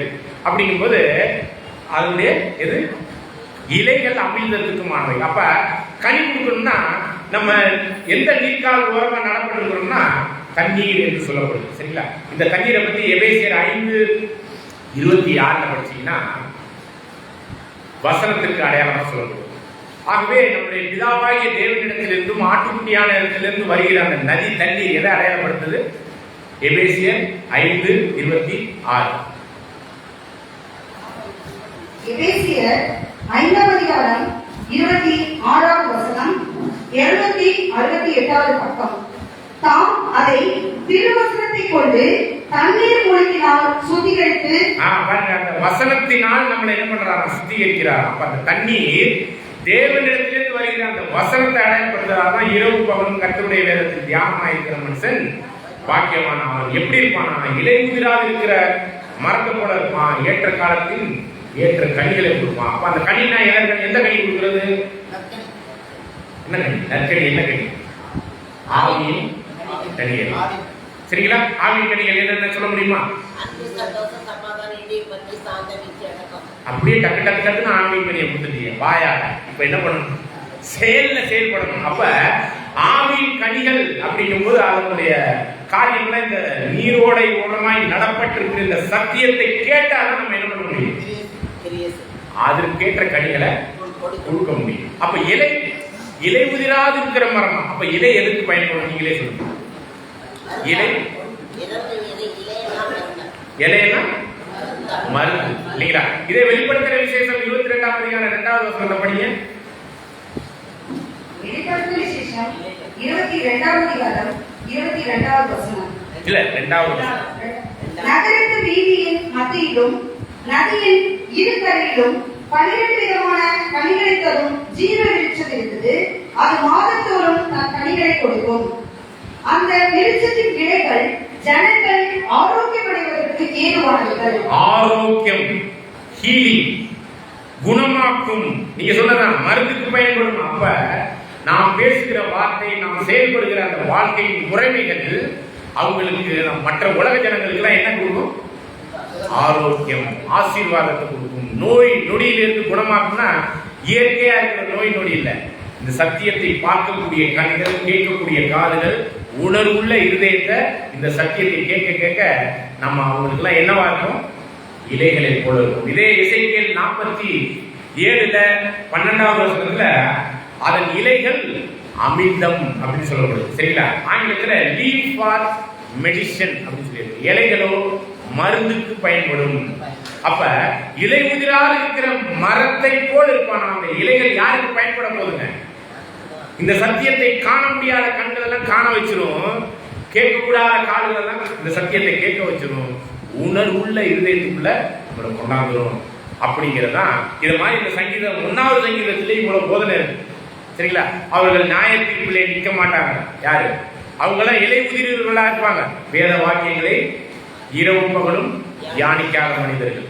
ஆனா இதை தியானிக்கிறவங்க நியாய தீர்ப்பிலே உன்னதமான பங்கை அடைகிற அந்த காரியத்துக்கு உட்படுவார்கள். அந்த சங்கீதத்தினுடைய முடிவு வரை சொல்லப்பட்டது. இப்ப சொல்லுங்க, இந்த 1ஆம் சங்கீதத்திலே எவ்வளவு புத்தி இருக்கு? இந்த 1ஆம் சங்கீதத்திலே இவ்வளவு புத்தி இருக்கு. எத்தனை வருஷமானாலும் இந்த சங்கீதம் மறக்குமா? இப்ப நம்ம அந்த புத்தியினுடைய அடிப்படையில அப்ப ஒவ்வொரு சங்கீதத்திலையும் எவ்வளவு புத்தி இருக்கு, எவ்வளவு ஞானம் இருக்கு, எவ்வளவு காரியங்கள் இருக்குன்னு நினைச்சு பாருங்க. அப்போ ஒவ்வொரு வசனத்திலையுமே நம்ம என்ன பண்ண முடியும்? அதனுடைய கருப்பொருள் என்ன அப்படிங்கிறத ஆராய்ச்சி பண்ணணும். சரிங்களா? ஓகே. இப்ப கடந்த கூடுகையில கூட நம்ம ஒரு விஷயம் பார்த்தோம். ஆசரிப்பு கூடாரம், பரிசுத்த ஸ்தலம், மகா பரிசுத்த ஸ்தலம், பிரகாரம், பலிபீடம், திரைகள், இல்லையா, குத்துவிளக்கு, இதெல்லாம் வந்து பரலோகத்தில் உள்ளவர்களுடைய மாடலை தான் மோசே என்ன பண்ணாரு, இஸ்ரேல் ஜனங்கள் மத்தியில வந்து செஞ்சார். அப்படி செஞ்ச அந்த ஒரு விஷயம் என்னவாக இருந்துச்சு அப்படின்னு பாத்தீங்கன்னா நிழலாக இருந்துச்சு. அதனுடைய பொருள் என்ன? மகா பரிசுத்த ஸ்தலம்னா எதை அடையாளப்படுத்துது? பரலோகம். பரிசுத்த ஸ்தலம்னா இந்த சத்தியத்தை கேட்டு அந்த உடன்படிக்கையின் ஜீவியத்துக்குள்ள வரக்கூடிய ஆசாரிய கூட்டம். அந்த பிரகாரம், அந்த ஆசிரியர் கூடாரத்துக்கு வெளியில இருக்கிற இஸ்ரேல் ஜனங்கள் எதை அடையாளப்படுத்துது? உலக ஜனங்கள். இவ்வாறாக அதற்குரிய ஆவிக்குரிய விஷயத்துல பரலோக தரிசனத்தை நம்ம பார்த்து வந்தோம்ல பாருங்க. இது மாதிரி பழைய ஏற்பாட்டிலையும் சரி புதிய ஏற்பாட்டிலையும் அநேக நிகழ்வுகள் இருக்கு. அந்த நிகழ்வுகள் எல்லாம் நம்ம என்ன பண்ணலாம் பாத்தீங்கன்னா நிழலும் பொருளுமாக நம்ம சிந்திக்கலாம். சரிங்களா? அந்த வகையில இன்னைக்கு கூட நம்ம ஒரு நிழலும் பொருளுமான ஒரு விஷயத்தை நம்ம சிந்திக்கலாம். யாத்திரையாகவும் 12ஆம் அதிகாரத்துல பஸ்காவினுடைய ஆட்டுக்குட்டியை அடிக்கிறத பத்தி சொல்லப்பட்டிருக்கு. அந்த நீசான் மாதம் 14ஆம் தேதி என்ன பண்ணணும்னா அந்த ஆட்டை சாயங்காலத்தில் அடித்து அதை நிலைக்கால் தடவணும். அதை தடவிட்டா இஸ்ரேல் ஜனங்கள் உள்ள எந்த பிள்ளைகள் காப்பாற்றப்படும்? தலைச்சொல்லிங்க. அப்ப மற்ற பிள்ளைகளுக்கு எல்லாம் பிரச்சனை இருக்கா? மற்ற பிள்ளைகளுக்கு எல்லாம் பிரச்சனை இருக்கான்னு கேட்குங்க. இல்ல, கவனிங்க, மற்ற பிள்ளைகளுக்கு பிரச்சனை இருக்கு. ஏன் எகிப்து நாட்டில் உள்ள தலைச்ச பிள்ளைகள் மட்டும்தான் செஞ்சுச்சு, மற்ற பிள்ளைகள் செஞ்சுச்சா? இது வந்து யாத்திரையாகவும் 12ஆம் அதிகாரம் 1 முதல் 15, 16 வசனத்துல வாசிச்சீங்கன்னா இருக்கு. அதை எப்படி புசிக்கணும், எப்படி சுடணும், எப்படி சாப்பிடணும், புளிப்பில்ல அப்பத்தோடு அதை புசிக்கணும், இப்படிலாம் இருக்கு. சரிங்களா? தடியோடும் பாதரட்சியோடும் அதை இது பண்ணணும் இல்லைங்களா? இப்ப அது வந்து அவங்க வாழ்க்கையில நடக்கணும்னே நடந்த ஒரு சம்பவம். யார் வாழ்க்கையில?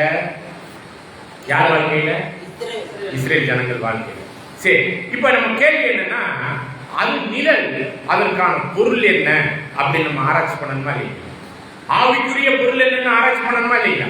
படிக்கலாம் பாருங்க. 1 பேதுரு 5ஆம் அதிகாரம் 5வது வசனம், 6வது வசனம், 7வது வசனம்.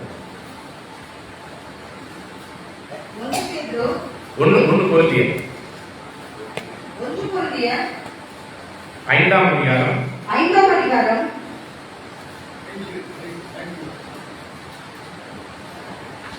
1 கொரிந்தியர் 5ஆம் அதிகாரம் 5வது வசனம்.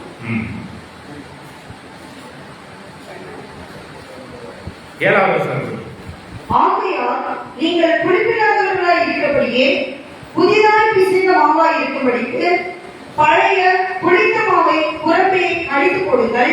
ஏனெனில் நம்முடைய பஸ்காவாகிய கிறிஸ்து நமக்காக பலியிடப்பட்டிருக்கிறாரே. ஓகே. இப்ப பழைய ஏற்பாட்டுல நிழல்ல நம்ம சிந்திக்கும் பொழுது ஒரு ஆடு, ஒரு வயசான ஆடு, பழுதற்ற ஆடை அதை அடிச்சு அதனுடைய ரத்தத்தை நிலைக்கால தடவணும். அந்த வீட்டுக்குள்ள இருக்கிற தலைச்சம் பிள்ளை என்ன பண்ணப்படும்? காப்பாற்றப்படும். அந்த வாதை அந்த வீட்டுல வராது. அதே எகிப்து நாட்டுல அந்த தலைச்சம் பிள்ளைகள் என்ன ஆயிடுச்சு? செத்துருச்சு. இப்ப இந்த வசனத்துல நம்ம கொரிந்தியர்ல படிக்கும் போது நமது பஸ்காவாகிய கிறிஸ்து நமக்காக, அப்ப அங்க ஆடு, இங்க யாரு? ஆவிக்குரிய அர்த்தத்துல அந்த பரலோகத்தினுடைய ரகசியம் இங்க என்னன்னு சொல்லப்படுது? கிறிஸ்து. பஸ்கா ஆட்டுக்குட்டியாக இங்கே அடிக்கப்படுறது நிஜத்துல யாருங்க? இயேசு. இப்ப கேள்வி என்னன்னா, நல்லா இப்பதான் அதெல்லாம் ஈஸியா புரிஞ்சுட்டீங்க. இப்ப கேள்வி என்னன்னா, அங்கே பஸ்கா ஆட்டுக்குட்டி யாருக்காக அடிக்கப்பட்டுச்சு? பழைய ஏற்பாட்டுல இஸ்ரேல் ஜனங்களுக்காக. முதல்ல பிறந்த குழந்தைகளை காப்பாத்துறதுக்கு தான். ஏன்னா எகிப்து நாட்டில் உள்ள மற்ற பிள்ளைகளும் காப்பாற்றப்பட்டுச்சு, அவங்களுக்கு இந்த வாதையெல்லாம் வரல. முதல்ல பிறந்த குழந்தையை காப்பாற்றுறதுக்கு தான் பஸ்கா ஆட்டுக்குட்டி அடித்து இந்த நிலைக்கால தடவப்பட்டுச்சு. இப்ப இந்த வசனம் புதிய ஏற்பாட்டை படிக்கும் போது நம்முடைய பஸ்காவாகிய கிறிஸ்து நமக்காக பலியிடப்பட்டிருக்கிறாரே சொல்லப்பட்டிருக்கு. நீங்க எல்லாம் தலைச்ச பிள்ளைகளா?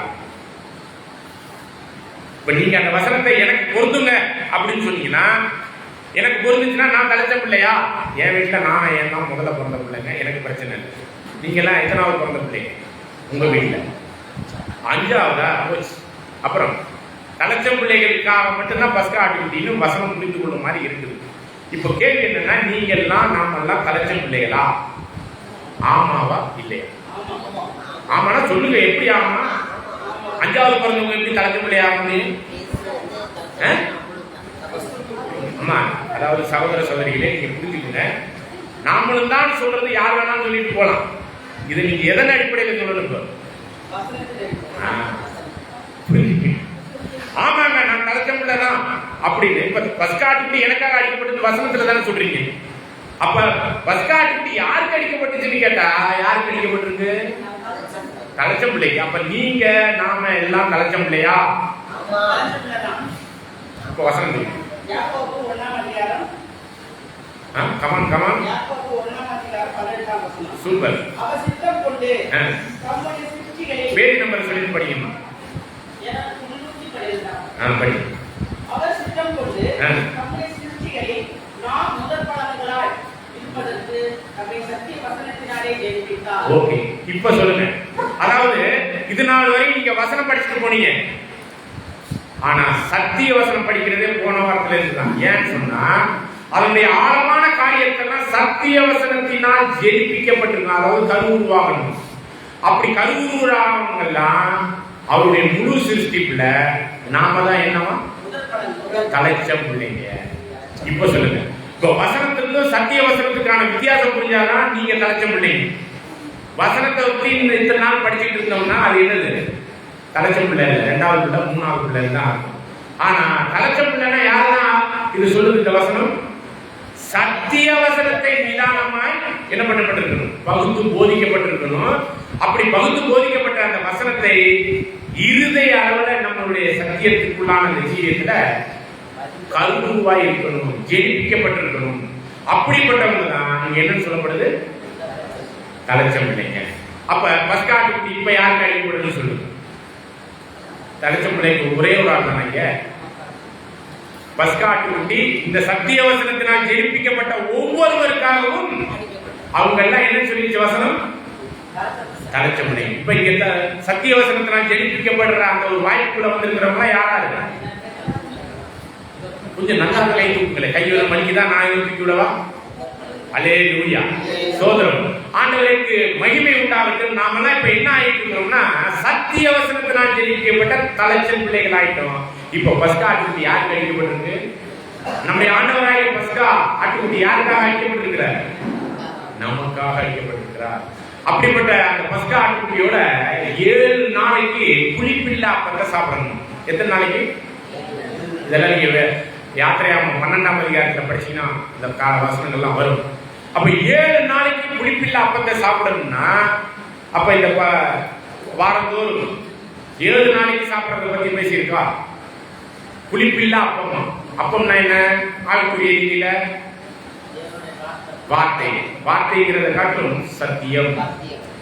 ஆழமான அந்த பரலோக ராஜ்யத்தினுடைய ரகசியம், உலக தோற்றம் முதல் உள்ள ரகசியம். இந்த ரகசியமாகிய சத்தியத்திற்குள்ளான ஒரு விஷயத்துல தான் இங்க என்ன சொல்லப்படுது அப்படின்னு பார்க்கும் பொழுது படிக்கலாம். அதே 1 கொரிந்தியர் 5ஆம் அதிகாரம் 7-8 வசனம். 1 கொரிந்தியர் 5ஆம் அதிகாரம் 7-8 வசனங்கள். பக்கம் 230. ஆகையால் நீங்கள் புளிப்பில்லாதவர்களாய் இருக்கிறபடியே புதிதாய் பிசைந்த மாவாய் இருக்கப்படிக்கு பழைய புளித்த மாவை புறம்பே அழித்து கொடுங்கள். ஏனெனில் நம்முடைய பக்தவாகிய கிறிஸ்து நமக்காக பலியிடப்பட்டிருக்கிறாரே. ஆதலால் பழைய புளித்த மாவோடும் அல்ல, துர்க்குணம் பொல்லாப்பு என்னும் புளித்த மாவோடும் அல்ல, துப்புரவு உண்மை என்னும் புளிப்பில்லாத அப்பத்தோடு பண்டிகையை ஆசரிக்க கடவோம். இந்த பண்டிகை 7 நாள் அளவு புளிப்பில்லா பண்டிகை பழைய ஏற்பாட்டில் பார்க்கிறோம். ஆனா புதிய ஏற்பாட்டுல துப்புரவு உண்மை, ஆங்கிலத்தில் பார்த்தீங்கன்னா சின்சியாரிட்டி அண்ட் ட்ரூத், உண்மைத்தன்மை வாய்ந்த இந்த சத்தியத்திற்குரிய ஜீவிகளாக இருக்கணும். அப்படிங்கும்போது அது பண்டிகையா 7 நாள்ல 7 என்ன அர்த்தத்துல சொல்லலாம்? ஆவிக்குரிய ரீதியில பரிபூரணம். அப்ப வாழ்க்கை முழுவதும் இந்த புளிப்பில்லாத சத்தியத்தை தினந்தோறும் வாழ்க்கையினுடைய ரட்சிப்பினுடைய கடைசி நாள் வரைக்கும் என்ன பண்ணணும்? இத பண்டிகையாக வசனத்தின் சத்தியங்களுக்குள்ளாக கடந்து வரணும். பாத்தீங்களா? இவ்வாறாக ஒவ்வொரு பழைய ஏற்பாட்டின் நிகழ்வுகளிலும் புதிய ஏற்பாட்டினுடைய காரியத்திலும் நிழலும் ஆவிக்குரிய பொருளுமான காரியங்களை நம்ம என்ன பண்ண முடியும்? வேதத்துல ஆராய்ச்சி பண்ண முடியும். அதனுடைய ஆவிக்குரிய அர்த்தங்களை நம்ம உணர முடியும். நாம் சத்திய வசனத்தினால் ஜெனிப்பிக்கப்பட்ட அந்த தன்மையில வசனம் சொல்லுதுங்க. படிக்கலாம். 1 பேதுரு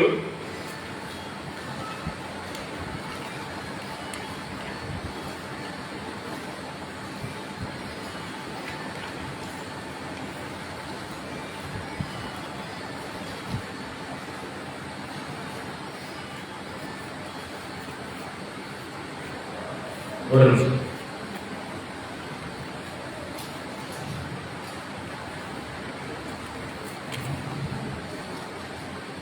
இரண்டாம் அதிகாரம் மன்னிக்கவும் 1ஆம் அதிகாரம் 23வது வசனம். 1 பேதுரு 1ஆம் அதிகாரம் பக்கம் 318. அழிவுள்ள வித்தினாலே அல்ல, என்றென்றைக்கும் நிற்கிறதும் ஜீவனுள்ளதுமான தேவ வசனமாகிய அழிவில்லாத வித்தினாலே மறுபடியும் ஜெனிப்பிக்கப்பட்டிருக்கிறீர்களே. நம்ம தாய் கருவுல கருவுற்று நம்ம குழந்தையா பிறந்திருக்கிறோம். இந்த சத்திய வசனத்தினாலே மறுபடியும் கருவுற்று பிறப்பதற்கான ஒரு சூழ்நிலையில கருவுற்று இருக்கிறோம் அப்படிங்கிறத தலைச்சை பிள்ளைகளுக்கான ஒரு வாய்ப்புல கிறிஸ்துவாகிய நம்முடைய பஸ்கா நமக்காக பலியிடப்பட்டிருக்கிறார் அப்படிங்கிறத பார்க்கணும். சரிங்களா? இது என்ன ஒரு மெத்தட் பார்த்தீங்கன்னா நிழலும் பொருளும் அல்லது நிஜமான ஆவிக்குரிய அர்த்தமும் அப்படிங்கிறத நம்ம பார்க்கணும். சரிங்களா? ஒரு தலைப்பிற்குள்ளாக வேதத்தை ஆராய்ச்சி பண்றது என்னது? ஒரு தலைப்பிற்குள்ளாக வேதத்தை ஆராய்ச்சி பண்றது. இதுவரை நம்ம என்னென்ன மெத்தட் பார்த்துருக்கிறோம் கொஞ்சம் ஞாபகப்படுத்துங்க. என்னென்ன மெத்தட் பைபிள் படிக்கிறதுக்கு ஒரு 7 மெத்தட் சொல்றோம். என்னென்ன மெத்தட்?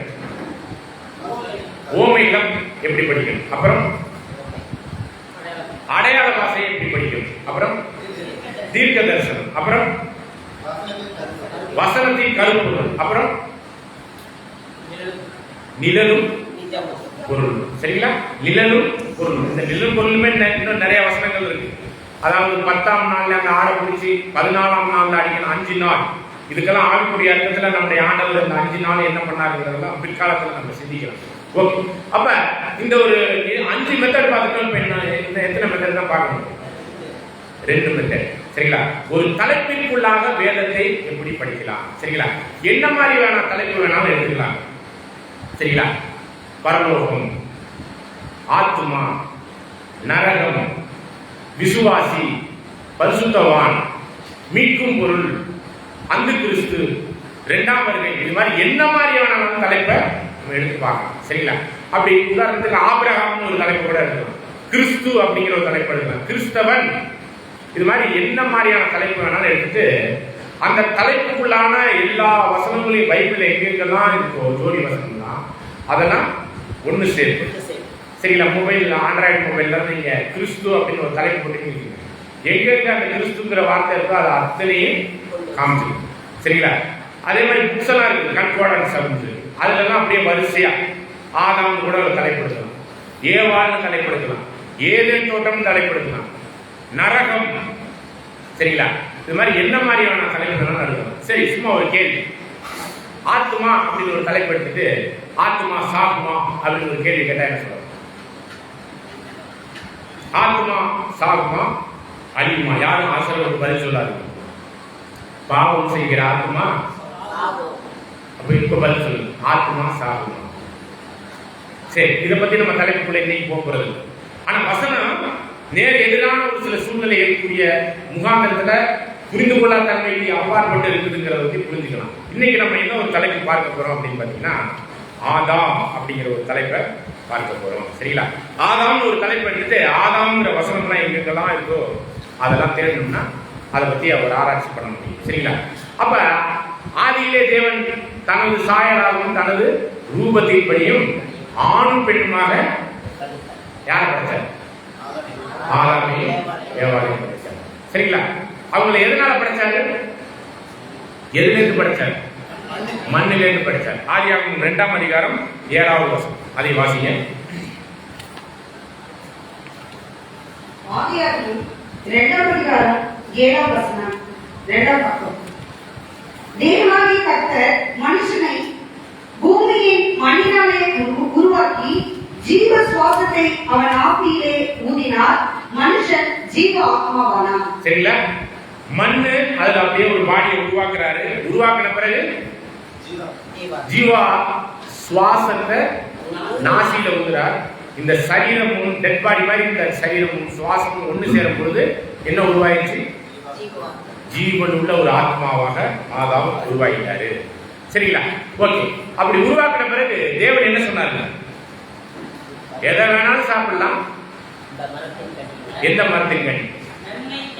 நன்மை தீமை அறியத்தக்க அந்த விருட்சத்தின் கனியை மட்டும் நீ என்ன பண்ணாத, சாப்பிடாத அப்படின்னு சொல்லிட்டாரு. சரிங்களா? சரி, ஆதாம் சொன்னோன்னே அப்பையில ஏவாள் இருந்தாங்களா? இல்ல. சரிங்களா? ஏற்ற துணையெல்லாம் தேடினாரு. அதுக்கப்புறம் தான் எல்லா மிருகங்களையும் கொண்டாந்து அவர் முன்னாடி வச்சாரு. அந்த மிருகங்கள் எல்லாம் அவர் பேரை மட்டும் வச்சுட்டு ஏற்ற துணை இந்த மிருகங்கள்லாம் இல்ல அப்படின்னு சொல்லிட்டு அனுப்பி வச்சிட்டாரு. ஆதாம் ஒரு கரப்பாம்பூச்சியை கொண்டாந்து பார்த்தாரு. அதனுடைய செயல்பாடை பார்த்துட்டு இதுக்கு பேர் கரப்பாம்பூச்சி அப்படின்னு வச்சுட்டாரு. காக்கா பார்த்தாங்க, கா கான்னு கத்துனுச்சு. உடனே என்ன பேர் வச்சாரு? கா கான்னு வச்சுட்டாரு. கிளியை பார்த்தாரு, கீ கீன்னு கத்துனுச்சு. அது என்ன பண்ணிட்டாரு? இது மாதிரி தமிழ்ல வைக்கல, அவரு எதுல வச்சாருன்னு தெரியும். மொத்தத்துல பேரை வச்சுட்டாரு. எல்லாத்துக்கும் பேரை வச்சுட்டு தன்னுடைய ஏற்ற துணையாக அதெல்லாம் என்ன பண்ண முடியல. சிங்கத்தை, புலிய, கரடிய எல்லாத்தையும் டைனோசர்ல இருந்து எல்லா மிருகமும் வந்துட்டு பேரை அவர் என்ன வச்சாரு? சிங்கம், புலி எல்லாம் என்ன சாப்பிடும்? பசித்தாலும் புலி புல்லை தின்னாது. ஆனா தேவன் சிங்கம், காட்டு மிருகங்கள்ல உள்ள இந்த சிங்கம், புலி, கரடிக்கெல்லாம் என்னத்த சாப்பாடா கொடுத்தா தெரியுங்களா? ஆதியாகமம் 1ஆம் அதிகாரம் 29வது வசனத்தை வாசிங்க. ஆதியாகமம் 1ஆம் அதிகாரம் 29வது வசனம். பின்னும் தேவன், இதோ பூமியின் மேல் எங்கும் விதைத்தரும் சகலவித பூண்டுகளையும் விதைத்தரும் கனிமரங்களாகிய சகலவித விருட்சங்களையும் உங்களுக்கு கொடுத்தேன். அவைகள் உங்களுக்கு ஆகாரமாக இருக்க கடவுது. தொடர்ந்து பூமியில் உள்ள சகல மிருக ஜீவன்களுக்கும் ஆகாயத்தில் உள்ள சகல பறவைகளுக்கும் பூமியின் மேல் ஊரும் பிராணிகள் எல்லாவற்றுக்கும் பசுமையான அவைகளின் கூண்டுகளையும் ஆகாரமாக கொடுத்தேன் என்றார். சிங்கம், புலிகளுக்கு கூட என்ன மாதிரியான உணவு தான் கொடுத்தாரு? புது கூண்டு தான். புதிய பூமியில சிங்கம் என்ன பண்ண போகுது? பழைய மாதிரி மாறி இருக்கு. நம்ம தான் மாறாமலே இருக்கிறோம். ஓகே, அதை பத்தி அப்படியே சிந்திக்கலாம். அப்ப ஆண்டவர் ஆதாம பார்த்து, நீ புசிக்கும் நாளிலே எதை புசிக்கும் நாள்ல? ஆடு மாடையா? நன்மை தீமை அறியத்தக்க கனியை புசிக்கும் நாளிலே. ஆதியாகமம் 2ஆம் அதிகாரம் 17வது வசனம். அப்பெல்லாம் ஏவாள் படைக்கப்படாது. சரிங்களா? படிய. ஆதியாகமம் 2ஆம் அதிகாரம் 17வது வசனம். ஆனாலும் நன்மை தீமை அறியத்தக்க விருட்சத்தின் கனியை புசிக்க வேண்டாம், அதை நீ புசிக்கும் நாளில் சாகவே சாவாய் என்று கட்டளையிட்டார். இப்ப என்ன கேள்வினா, அவர் புசிச்ச அன்னைக்கு செத்தாரா? ஆதியாகமம் 5ஆம் அதிகாரம் 4வது வசனத்துல 930 வருஷம் வரை உயிரோடு இருந்து பிள்ளைகள், பேரன் பிள்ளைகள் எல்லாம் பார்த்துதான் செத்தார். 930 வயசு வரை வந்தார். சரிங்களா? அப்படி பார்க்கும் பொழுது இவர் புசிக்கும் அந்நாளிலே செத்தாரான்னா அன்னைக்கு சாகணும். சரிங்களா? சரி, இப்ப நான் தான் ஆண்டவர் வச்சுக்கணும், சகோதரர் தான் ஆதாம் வச்சுக்கணும். நீ இந்த நாள் நீ என்ன பண்ணக்கூடாது, இந்த பழத்தை சாப்பிடக்கூடாதுன்னு சொல்லும் போது நம்முடைய சகோதரர் பேர் என்ன? டேனியலா? ஆதாம் வச்சுக்கோ. ஆதாம் ஏதாச்சும் சொன்னாரா? ஆமாங்க ஆண்டவரே, நீங்க சொல்றீங்க, இனிமே நான் என்ன பண்ண மாட்டேன், சாப்பிட மாட்டேன் அப்படின்னு ஏதாச்சும் சொன்னாரா? சொல்லவே இல்லை தானே. சொல்லாத மனுஷனை பிடிச்சிட்டு வந்து நீ சாப்பிட்டேன்னு சொல்லி அவருக்கு ஏதாவது தண்டனை கொடுக்கலாமா? அவர் ஒத்துக்கணுமா இல்லையா? நீ இதை சாப்பிடக்கூடாது அப்படின்னு சொல்லி டேனியல் பிரதரை நான் என்ன நினைச்சு சொல்றேன், ஆதாமா சொல்றேன். அவர் என்ன சொல்லியிருக்காரு? நீங்க சொல்ற மாதிரியே நான் என்ன பண்றேன், சாப்பிட மாட்டேன்னு அவர் எனக்கு சொல்லணுமா இல்லையா? அங்க வசனம் எதுவும் இருக்கா? ஒண்ணுமே சொல்லாத மனுஷனை இவ்வளவு குடும்பம் பண்ணி, அவர் மட்டும் இல்லாம நம்மளுக்கும் குடும்பம் வந்து இந்த கொடுமையில எல்லாரும் சாபத்துக்குள்ள போய் எல்லாரும் என்ன ஆகிட்டு இருக்கோம்? எல்லாரும் என்ன ஆகிட்டு இருக்கிறோம்? செத்துக்கிட்டு இருக்கிறோம், சாபத்துக்குள்ள இருக்கிறோம் இல்லைங்களா? அவர் தானே சாப்பிட்டார், நமக்கு ஏன் இந்த சாபம் அப்படிங்கிற ஒரு கேள்வி கூட படிக்கலாம் பாருங்க. ஆனா தேவன் சொன்னதுக்கு ஆதாம் என்ன சொல்லியிருக்காரு தெரியுங்களா? நீங்க சொல்ற மாதிரியே நான் என்ன பண்ணுவேன், அப்படியே பழத்தை சாப்பிட மாட்டேன்னு ஒத்துக்கிட்டு இருந்திருக்காரு. ஒரு உடன்படிக்கை கூட பண்ணியிருக்கிறார். உடன்படிக்கைன்னா என்னங்க? உடன்படிக்கை ஒப்பந்தம் பண்ணியிருக்காரு. எங்க ஒப்பந்தம் பண்ணுவோம்? கல்யாணத்துக்கு முன்னாடி நிச்சயதார்த்தத்துல ஒரு ஒப்பந்தம். அந்த ஒப்பந்தத்துக்கு அடையாளமா கல்யாணத்தன்னைக்கு தாலி கட்டுவாங்க. அப்ப இந்த ஒப்பந்தம் உடன்படிக்கை அப்படிங்கிற ஒரு விஷயத்த ஆதாம் தேவனோடு பண்ணியிருக்கிறார். ஓசியா 6ஆம் அதிகாரம் 7வது வசனம். அவர்களோ, அதாவது இஸ்ரேல் ஜனங்களோ, ஆதாமை போல் உடன்படிக்கையை மீறி அங்கே எனக்கு விரோதமாய் துரோகம் பண்ணினார்கள். அப்ப இஸ்ரேல் ஜனங்களுடைய பழக்க வழக்கம் என்னன்னு பாத்தீங்கன்னா, யாத்திரையாகமம் 19ஆம் அதிகாரம் 5 முதல் 7-8 வசனத்துல வாசிங்கன்னா, தேவன் சொல்றதெல்லாம் செய்வோம்னு சொல்லி உடன்படிக்கை பண்ணுவாங்க. ஆனா நியாயப்பிரமாணம் எல்லா சட்டத்தையும் தேவன் சொன்ன மாதிரியே நாங்க செய்வோம்னு சொல்லுவாங்க. ஆனா என்ன பண்ண மாட்டாங்க, ஒன்று கூட செய்யறதில்லை. அதனாலதான் இங்க சொல்லப்படுது ஓசியா 6ஆம் அதிகாரத்துல அவர்களோட ஜனத்தை இஸ்ரேல் ஜனங்களோ ஆதாமை போல உடன்படிக்கையை மீறி அங்கே எனக்கு விரோதமாய் துரோகம். அப்ப நான் ஆதாம் என்ன பண்ணிருக்கிறார்? தேவனோட ஒப்பந்தம் உடன்படிக்கை பண்ணியிருக்காரு. இது ஆதியாமத்துல தேடினா கிடைக்குமான்னு கேட்டேன். எங்க தேடணும்? இதுதான் சத்தியம். இது நாள் வரைக்கும் நம்மளுக்கு ஆதாம் தேவனோடு உடன்படிக்கை பண்ணினாருன்னு தெரியாது. ஆனா வேத வசனங்களை நம்ம தேடும் பொழுது தேவனோடு ஆதாம் என்ன பண்ணியிருக்கிறார்? உடன்படிக்கை பண்ணி, நான் சாப்பிட மாட்டேன் உடன்படிக்கை பண்ணிட்டு அப்புறம் என்ன பண்ணியிருக்கிறார்? சாப்பிட்டு. சரிங்களா? இவர் ஏன் சாப்பிட்டாரு? இவரா இப்படி சாப்பிட்டாரு?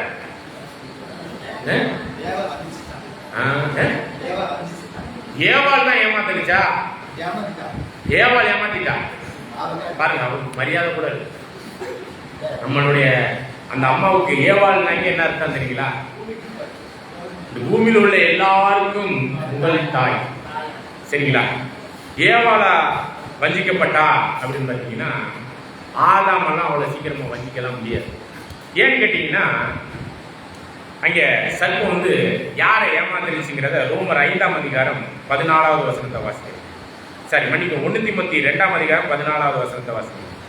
1 தீமோத்தேயு 2ஆம் அதிகாரம் 14வது வசனம். 1 தீமோத்தேயு 2ஆம் அதிகாரம் 14வது வசனம், 287வது பக்கம். மேலும் ஆதாம் வஞ்சிக்கப்படவில்லை. ஆதாம் எல்லாம் ஏமாற்ற முடியாது, வஞ்சிக்க முடியாது. ஆதாம் வஞ்சிக்கப்படவில்லை, ஸ்திரீயானவளே வஞ்சிக்கப்பட்டு மீறுதலுக்கு உட்பட்டார். சரிங்களா? அவதான் ஏமாற்றப்பட்டு மீறுதலுக்கு உட்பட்டார். அப்ப ஏமாற்றுனது யாரு? சாத்தான் தான். யாரை ஏமாத்துனது? ஏவாள். ஆதாம ஏவாள் ஏமாத்துனாங்களா? இல்ல. வசனம் கிளியரா சொல்லுது, ஆதாம் வஞ்சிக்கப்படவில்லை, ஏமாற்றப்படவில்லை. அப்ப அவர் என்ன பண்ணாரு? ஏமாற்றப்படலைன்னா என்ன நடந்துச்சுன்னு பாத்தீங்கன்னா, இதே மிருகங்கள் எல்லாம் படைச்சாங்க. எதனால படைச்சாங்க? இதே மண்ணில தான் படைச்சாங்க. இது நீங்க ஆதியாகமம் 2ஆம் அதிகாரத்துல நீங்க படிச்சீங்கன்னா 19வது வசனத்துல வரும். சரிங்களா? அப்படி படைச்சு ஒவ்வொரு மிருகத்தையா கூப்பிட்டு வர்றாரு. ஏறக்குறைய 1 வருஷ காலமா ஒவ்வொரு படைப்பா படைச்சு கொண்டாந்து கொடுக்குறாரு. இவர் பேர் மட்டும் பார்த்துட்டு வச்சுட்டு என்ன பண்ணிட்டாரு? அதனுடைய தன்மைகள், அதனுடைய சூழ்நிலைகளை பார்த்துட்டு பேரை மட்டும் வச்சுட்டாரு. ஆனால் ஆதாமுக்கு ஏற்ற துணை காணப்படவில்லை. அப்புறம் தேவன் யோசிக்கிறார், என்னடா எல்லா மிருகத்தையும் கொண்டு வந்த ஏற்ற துணை யாருக்கு கிடைக்கல? அப்ப 1 வருஷ காலம் துணை இல்லாமலே வாழ்ந்துட்டு இருந்திருக்கிறார். யாரு? ஆதாம். அப்புறம் பார்த்தா அவருக்கு அயர்ந்த நித்திரை. முதல் ஆபரேஷன் நடக்குது. உலகத்திலே நடந்த முதல் ஆபரேஷன். விழாயில் எடுத்து அங்க மாமிசத்தின் மாமிசமும் என்னுடைய எலும்பின் எலும்பும் சொல்லிட்டு கொண்டாடும் போதே இவள் மனுஷி ஏவாள் அப்படின்னு பேர் வைக்கிறார் இல்லைங்களா? அப்பதான் அந்த ஒரு வசனம் படிக்கலாம் பாருங்க. 2ஆம் அதிகாரம் 24-25. ஆதியாகமம் 2ஆம் அதிகாரம் 24-25 வசனங்கள். இது நிமித்தம் புருஷன் தன் தகப்பனையும் தன் தாயையும் விட்டு தன் மனைவியோட இசைத்திருப்பான். அவர்கள் ஒரே மாம்சமாய் இருப்பார்கள். ஓகே, அது 23 படிச்சிருங்க. அப்பொழுது ஆதாம், இவள் எலும்பில் எலும்பும் என் மாம்சத்தில் மாம்சமாய் இருக்கிறார், இவள் மனுஷனில் எடுக்கப்பட்டபடியினால் மனுஷி எனப்படுவாள் என்றார். ஓகே, இப்படியாக ஏற்ற துணை கொண்டவனதான் ஏற்ற துணைக்குரிய ஒரு விஷயத்தை அவர் அந்த அளவுக்கு யார் மேல அனுபவிச்சிட்டாரு. ஏன்னா 1 வருஷ காலம் நீங்க ட்ரை பண்ணி பாருங்க, ஒரு 24 மணி நேரம் வந்து ட்ரை பண்ணி பாருங்க. வீட்டை கூட்டிட்டு வீட்டுக்குள்ளே இருக்கு, யாரோடையும் பேசக்கூடாது, எதுவுமே பண்ணக்கூடாது, இருக்க முடியுதான் பாருங்க. அது மாதிரி 1 வாரம் இருக்கு பாருங்க, முடியுமா? ஒரு நாளே இருக்க முடியாது. சரிங்களா? 1 வாரம்னா ரொம்ப கஷ்டம். இவர் 1 வருஷ காலம் தனியாவே இருந்தார். ஏற்ற துணை கிடைச்ச உடனே எவ்வளவு சந்தோஷம் தெரியுங்களா? எல்லா அன்பையும் யார் மேல காமிக்க ஆரம்பிச்சிட்டாரு? ஏவாள் மேல காமிக்க ஆரம்பிச்சிட்டாரு. சரிங்களா? இப்ப என்ன நடந்துச்சுன்னா, ஆதாமெல்லாம் ஏமாற்ற முடியல. யாரா? சாத்தானா. ஆனா 1 வருஷம் கழிஞ்ச பிறகு நியாயப்பிரமாணம் கூட சொல்லுது, மேரேஜ் பண்ணி 1 வருஷம் வரையும் என்ன பண்ணக்கூடாது, மனைவியை விட்டு பிரியக்கூடாது. ஏதோ ஒரு சூழ்நிலையில அவர் கொஞ்சம் அங்க எங்கேயோ போயிட்டாரு, கரெக்டா வந்துட்டான். ஆதாமெல்லாம் ஏமாற்ற முடியாதுன்னு தெரிஞ்சு யார்கிட்ட வந்துட்டான்? ஏவாள்கிட்ட வந்துட்டான். ஏவாள்கிட்ட வந்து என்ன சொல்றான்? நீ இந்த பழத்தெல்லாம் சாப்பிடலாம். படிங்க, ஆதியாகமம் 3ஆம் அதிகாரம் 2வது வசனம். ஆதியாகமம் 3ஆம் அதிகாரம் 2ஆம் வசனம். ஸ்திரீ சர்ப்பத்தை பார்த்து, நாங்கள் தோட்டத்தில் உள்ள விருட்சங்களின் கனிகளை புசிக்கலாம், ஆனாலும் தோட்டத்தின் நடுவில் இருக்கிற விருட்சத்தின் கனியை குறித்து தேவன் நீங்கள் சாகாதபடிக்கு அதை புசிக்கவும் அதை தொடவும் வேண்டாம் என்று சொன்னார் என்றார். அப்பொழுது சர்ப்பம் ஸ்திரீயை நோக்கி, நீங்கள் சாகவே சாவதில்லை. பாருங்க என்ன சொல்றான் தேவன். சொல்றாரு புசிக்கும் நாள்ல சாவேன்னு. ஆனா சாத்தான் என்ன சொல்றான்? சாவதே சாவதில்லை. அப்படியே போய். சரிங்களா? தொடர்ந்து வாசிங்க. அப்பொழுது சர்ப்பம் ஸ்திரீயை நோக்கி, நீங்கள் சாகவே சாவதில்லை, நீங்கள் இதை புசிக்கும் நாளில் உங்கள் கண்கள் திறக்கப்படும் என்றும் நீங்கள் நன்மை தீமை அறிந்து தேவர்களைப் போல் இருப்பீர்கள் என்றும் தேவன் அறிவார் என்றது. தொடர்ந்து. அப்பொழுது ஸ்திரீயானவள் அந்த விருட்சம் புசிப்புக்கு நல்லதும் பார்வைக்கு இன்பமும் புத்தியை தெரிவிக்கிறதற்கும் இச்சிக்கப்படத்தக்க விருட்சமாய் இருக்கிறது என்று கண்டு அதை கனியை பறித்து புசித்து தன் புருஷனுக்கும் கொடுத்தால் அவனும் புசித்தான். ஓகே, இந்த இடத்துல அவர் ஏதாவது சொன்னாரா? அப்ப வஞ்சிக்கப்பட்டாரானா? இல்ல. என்ன நடந்துருச்சுன்னு பாத்தீங்கன்னா, இந்த அம்மா சாப்பிட்டு வந்து நிக்குது. யாருக்கிட்ட? இந்த பழத்தை சாப்பிட்டா செத்துருவோங்கிறது யாருக்கு தெரியும்? அவர் மீறுவாரா? மீற மாட்டார். ஆனா இப்ப யார் சாக போறான்னு கண்ணுக்கு முன்னாடியே தெரியுது. ஏவாள் 1 வருஷ காலம் துணையோட இருந்துட்டு இந்த அம்மா சாக போகுதுன்னு தெரிஞ்சா இவருக்கு என்னவா இருக்கும்? நீங்க சொல்லுங்க, நாம சொல்லுங்க, யார வேணாலும் சொல்லுங்க. இந்த உலகத்துல இந்த லவ் பண்ணி கல்யாணம் பண்ணும்போது தடை பண்ணுவாங்கல்ல, உடனே என்ன பண்ணுவாங்க? என்ன பண்ணிக்குவாங்க? அதுதான் இவர் பண்ணிக்கிட்டார். ஏன் பண்ணாருன்னா, எதுவுமே இந்த மனைவி இல்லாத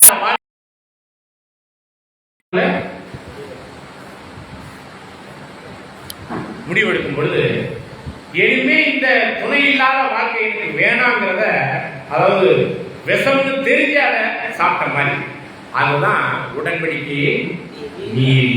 சரிங்களா? எல்லாம் தெரிஞ்சே அந்த ஒரு பழத்தை சாப்பிட்டது. ஆனா ஏவாளும் பாருங்க, புசிப்புக்கு நலமா இருக்கு, நீ பார்த்தே அறிவு வந்துடும் அப்படின்லாம் சொல்லும்போது ஏமாற்றப்பட்டு தான் அவன் சாப்பிட்டான். புரியுதுங்களா? தான் வசனம் சொல்லுது. சரிங்களா?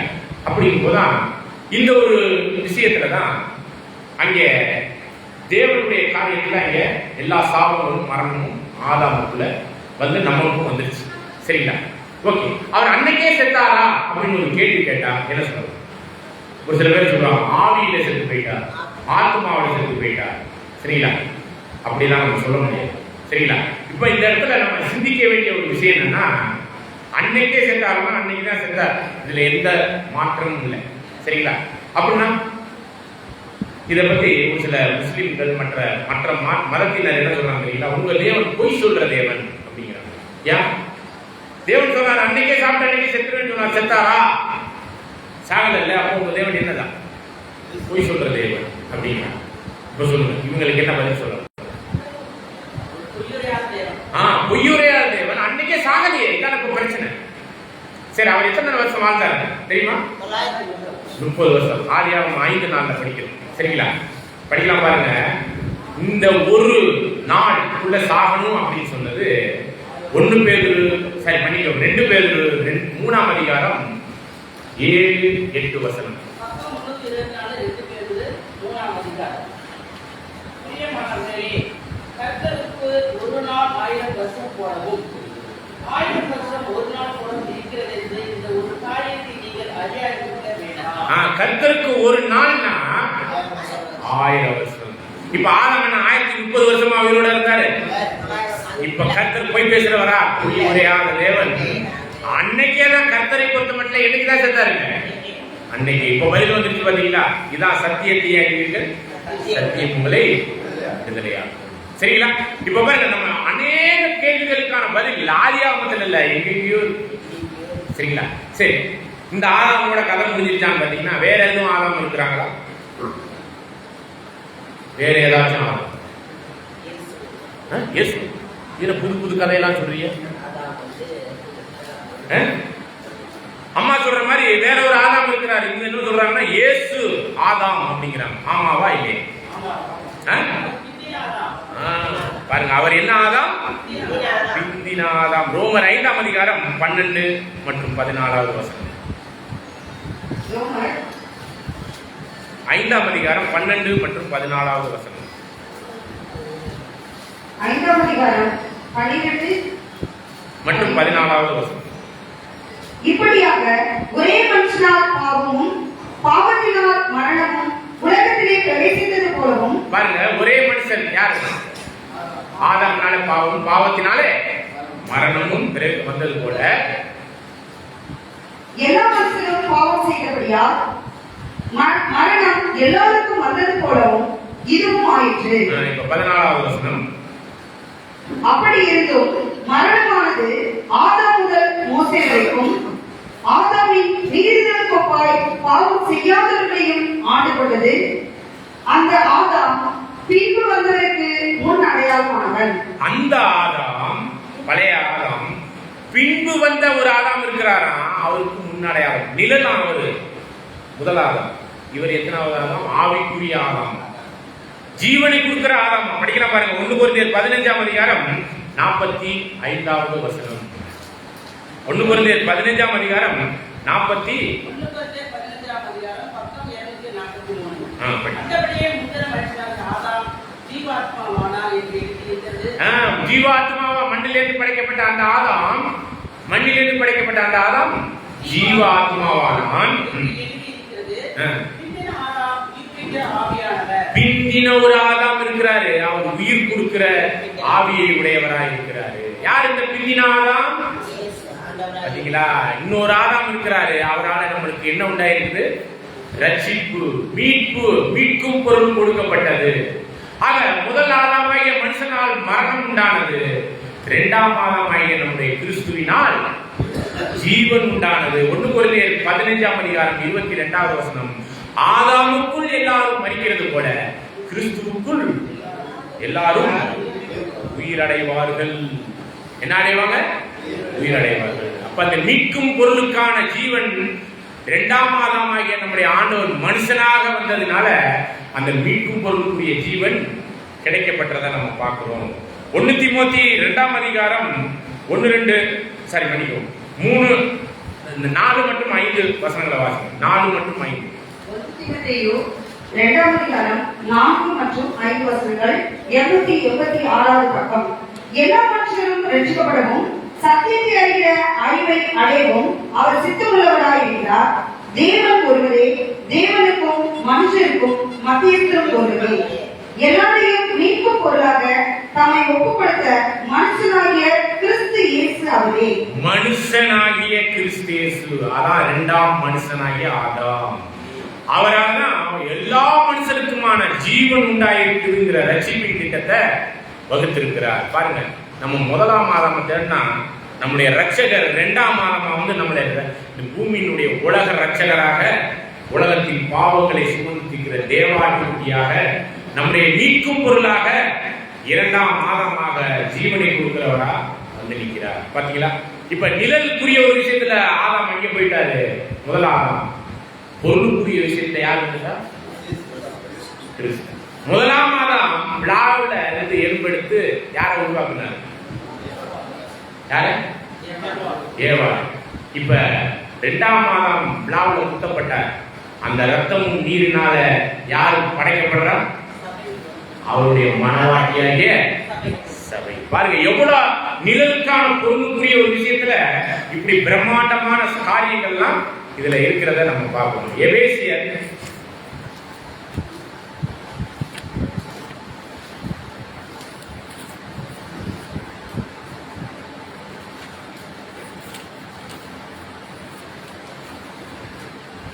எபேசியர் 5ஆம் அதிகாரம் 30, 31, 32.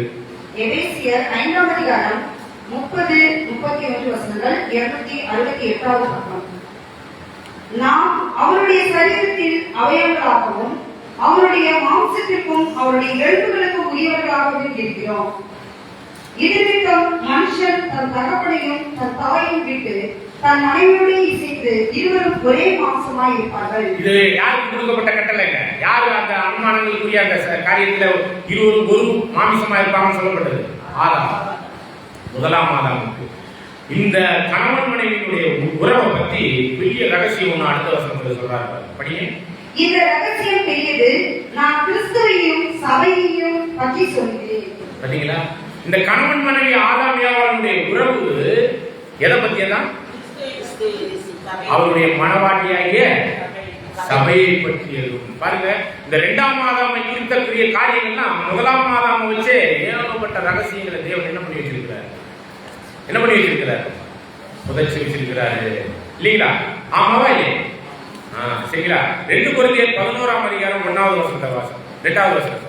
2 கொரிந்தியர் 11ஆம் அதிகாரம்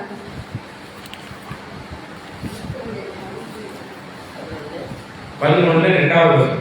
2 கொரிந்தியர் 11ஆம் அதிகாரம் 2வது வசனம். பக்கம் 253. நான் உங்களை கற்புள்ள கன்னிகையாக கிறிஸ்து என்னும் ஒரே புருஷனுக்கு ஒப்புக் கொடுக்க நியமித்தபடியால் உங்களுக்காக தேவ வைராக்கியமான வைராக்கியம் கொண்டிருக்கிறேன். ஆகிலும் சர்ப்பமானது தம்முடைய தந்திரத்தினாலே ஏவாளை வஞ்சித்தது போல உங்கள் மனதும் கிறிஸ்துவை பற்றிய உண்மை என்று விளக்கும்படி கெடுக்கப்படுவோம் என்று பயந்துகிறேன். பவுல் சொல்றார், உங்களெல்லாம் நம்மளெல்லாம் சேர்த்து யாருக்கு என்கேஜ்மெண்ட் பண்ணி வச்சிருக்கிறாரா? கிறிஸ்து என்னும் ஒரே மணவாளன். அந்த மணவாட்டி யாரு? சபை. அப்படிப்பட்ட சபை யாருனால வஞ்சிக்கப்பட்டிருக்க கூடாதான்? ஏவாள் சாத்தானால வஞ்சிக்கப்பட்டது போல நாம் கிறிஸ்துவை பற்றிய உண்மையிலிருந்து வஞ்சிக்கப்பட்டிருக்கிறார். பாருங்க, முதலாம் மாதம் இரண்டாம் மாதமுடைய அவருடைய மகிமை கணம், அவருடைய மனவாட்டி ஆவதற்கான நம்மளுடைய இரண்டாம் ஏவாளா நம்ம இருக்கிறோம். முதலாம் ஆதாம் அவர் இருந்தாரு பூமியில. நம்முடைய இரண்டாம் ஆதாம் ஆவிக்குரிய நிலையில ஜீவனை கொடுக்கிறவரா இருக்கிறாரு. அவருக்கேற்ற மனவாட்டியா இப்ப யார் தேர்ந்தெடுக்கப்பட்டிருக்கிறார்? அவருடைய சபை, மனவாட்டியாகிய சபை. வெளிப்படுத்தின விசேஷம் 19ஆம் அதிகாரம் 7வது வசனம். ஆட்டுக்குட்டியானவருடைய திருமணம் வந்தது, அதற்கு அவருடைய மனைவி ஆயத்தமானார். படிக்க அந்த ஒரு வசனத்தை. வெளிப்படுத்தின விசேஷம் 19ஆம் அதிகாரம் 9வது வசனம். 7வது வசனம். 7வது வசனம். நாம் சந்தோஷப்பட்டு கைகூர்ந்து அவருக்கு துதி செலுத்த கடவோம். ஆட்டுக்குட்டியானவருடைய கல்யாணம் வந்தது, அவருடைய மனைவி தன்னை ஆயத்தப்படினார் என்று சொல்ல கேட்டேன். சரிங்களா? ஆக இந்த இரண்டாம் மாதாவுக்கு ஏற்ற இரண்டாவது ஏவாளாகிய ஆட்டுக்குட்டியானுடைய மனைவி சபையாக நம்மளை முன்குறித்திருக்கிறார் அப்படிங்கிறத இதுல இருந்து புரிஞ்சுக்கிறோம். சரி, அப்ப இந்த காரியத்துல ஆல்மோஸ்ட் 8 மெத்தட் முடிஞ்சிருச்சு. கடைசியா ஒரு மெத்தட் இன்ட்ரோடக்ஷன் மட்டும் கொடுத்துட்டு அதனுடைய பாகத்தை மட்டும் அடுத்த வாரத்துல நம்ம பார்க்கலாம். என்னென்ன பார்த்துக்கிறோம் திரும்ப ரிமைண்டர் பண்ணுங்க. இப்ப பழகுவோம். என்ன பழகணும்? என்ன பழகணும்? கொஞ்சம் இன்னைக்கு கொஞ்சம் அப்படியே போரா போற மாதிரி இருக்கும். ஆனா இந்த மெத்தட்ஸ் மூலமா தெளிவா அறிஞ்சிட்டோம்னா அடுத்தடுத்த சப்ஜெக்ட்ஸ் எல்லாம் அடுத்தடுத்த பாடங்கள்லாம் ரொம்ப நல்லா தெளிவா புரிஞ்சுக்கலாம். ஏன்னா இந்த மெத்தட்ஸ் மூலமா தான் வேதத்தையே நம்ம என்ன பண்ண போறோம்னா ஊடுருவி அதனுடைய ரகசியங்கள் எல்லாம் தெளிவா நம்ம அண்டர்ஸ்டாண்ட் பண்ண போறோம். சரிங்களா? என்னென்ன மெத்தட்ஸ் இருக்குன்னு சொல்லுங்க. என்னென்ன மெத்தட்ஸ்? ஓமை, கருப்பொருள், நிழலும் பொருளும், தீர்க்க தரிசனம், அடையாள பாசை, அப்புறம் ஒன்னே ஒன்று சொல்லி தலைப்பின் கீழாக வேதத்தை எப்படி ஆராய்ச்சி பண்றது. இப்ப நம்ம கடைசியா ஒரு காரியத்தை நம்ம பார்க்க இருக்கிறோம். காலத்தை மையப்படுத்தி வேதத்தை எப்படி படிக்கிறது. காலத்தை மையப்படுத்தி வேதத்தை எப்படி படிக்கிறது. இப்ப ஒரு எக்ஸாம்பிள் பாருங்க. கல்யாணம்னு ஒரு விஷயத்தை எடுத்துட்டா ஆறாம் ஏவாளுக்கு மாமன் மச்சான் யார் இருந்தாங்களா? அவங்க பிள்ளைகள்லாம் யாரை கல்யாணம் பண்ணிருக்கோம்? யாரை கல்யாணம் பண்ணிருக்கோம்? அக்கா தங்கச்சி இப்படி இந்த முறைமையில தான் கல்யாணம் பண்ணிருக்கோம். இது கரெக்டா? கரெக்டான்னு கரெக்ட் இல்லாத மாதிரி ஓகேங்களா? சரி. அப்ப இந்த கல்யாணம்னு ஒரு விஷயத்தை எடுத்து முதல் காரியத்திலேருந்து ஆதியிலேருந்து பார்த்துட்டு வந்தோம்னா மோசே வரைக்கும் என்ன பண்ணிட்டாருன்னா நியாயப்பிரமாணம் கொடுக்கறது. நியாயப்பிரமாணம் எப்போ கொடுத்தாங்கன்னா மோசை மூலமா தான் கொடுத்தாரு. சரிங்களா? மோசை கிட்ட தான் என்ன சொல்றாருன்னா கல்யாணம் எத்தனை வேணாலும் பண்ணிட்டு போட்டோம், அக்கா தங்கச்சி அம்மா சித்தி பெரியப்பா சித்தப்பா அண்ணன் தம்பி எல்லாம் என்ன பண்ணக்கூடாது, கல்யாணம் பண்ணக்கூடாது. லேவியர் 18ஆம் அதிகாரத்துல சொல்றாரு. சரிங்களா? இதெல்லாம் ரோமர் 5ஆம் அதிகாரம் 13வது வசனத்துல நம்ம வாசிக்கும் போது நியாயப்பிரமாணம் கொடுக்கப்படும் வரையும் பாவம் எண்ணப்படவில்லை. அப்ப அது பாவமா இருந்து கூட மோசை மூலமா அது கொடுக்கப்படும் பொழுதுதான் அது பாவமாக எண்ணப்பட்டது. சரிங்களா? இது வந்து மோசை வரை கல்யாணம்ங்கிறது யார வேணாலும் கல்யாணம் பண்ணிக்கலாம். சரிங்களா? ஆபிரகாம் யார கல்யாணம் பண்ணிட்டார்? சாரா யாரு? தங்கச்சி முறை தான் வரும். சரிங்களா? அப்ப தங்கச்சி முறைமையில உள்ளவங்க கல்யாணம் பண்ணிக்கிட்டாங்க. அது ஒரு சட்டமாக கொடுக்கப்படவில்லை. சரிங்களா? ஆனா மோசை மூலமா என்ன கொடுத்துட்டாருன்னா ஒரு வரையறையை பண்ணார். ஆனா எத்தனை வேணாலும் கல்யாணம் பண்ணிக்கலாம்னு சொன்னார். ஆண்டவர் வந்து கல்யாணத்தை பத்தி என்ன சொன்னாரு? ஒருத்தி அப்படிங்கிற பிரமாணத்துக்குள்ளதான் நம்ம வாழணும். ஆனா அதை மிஞ்சி வளர்ந்து போகும் அது இந்துக்களுடைய தர்மத்தில் இருக்கு. பைபிள்ல எத்தனை 47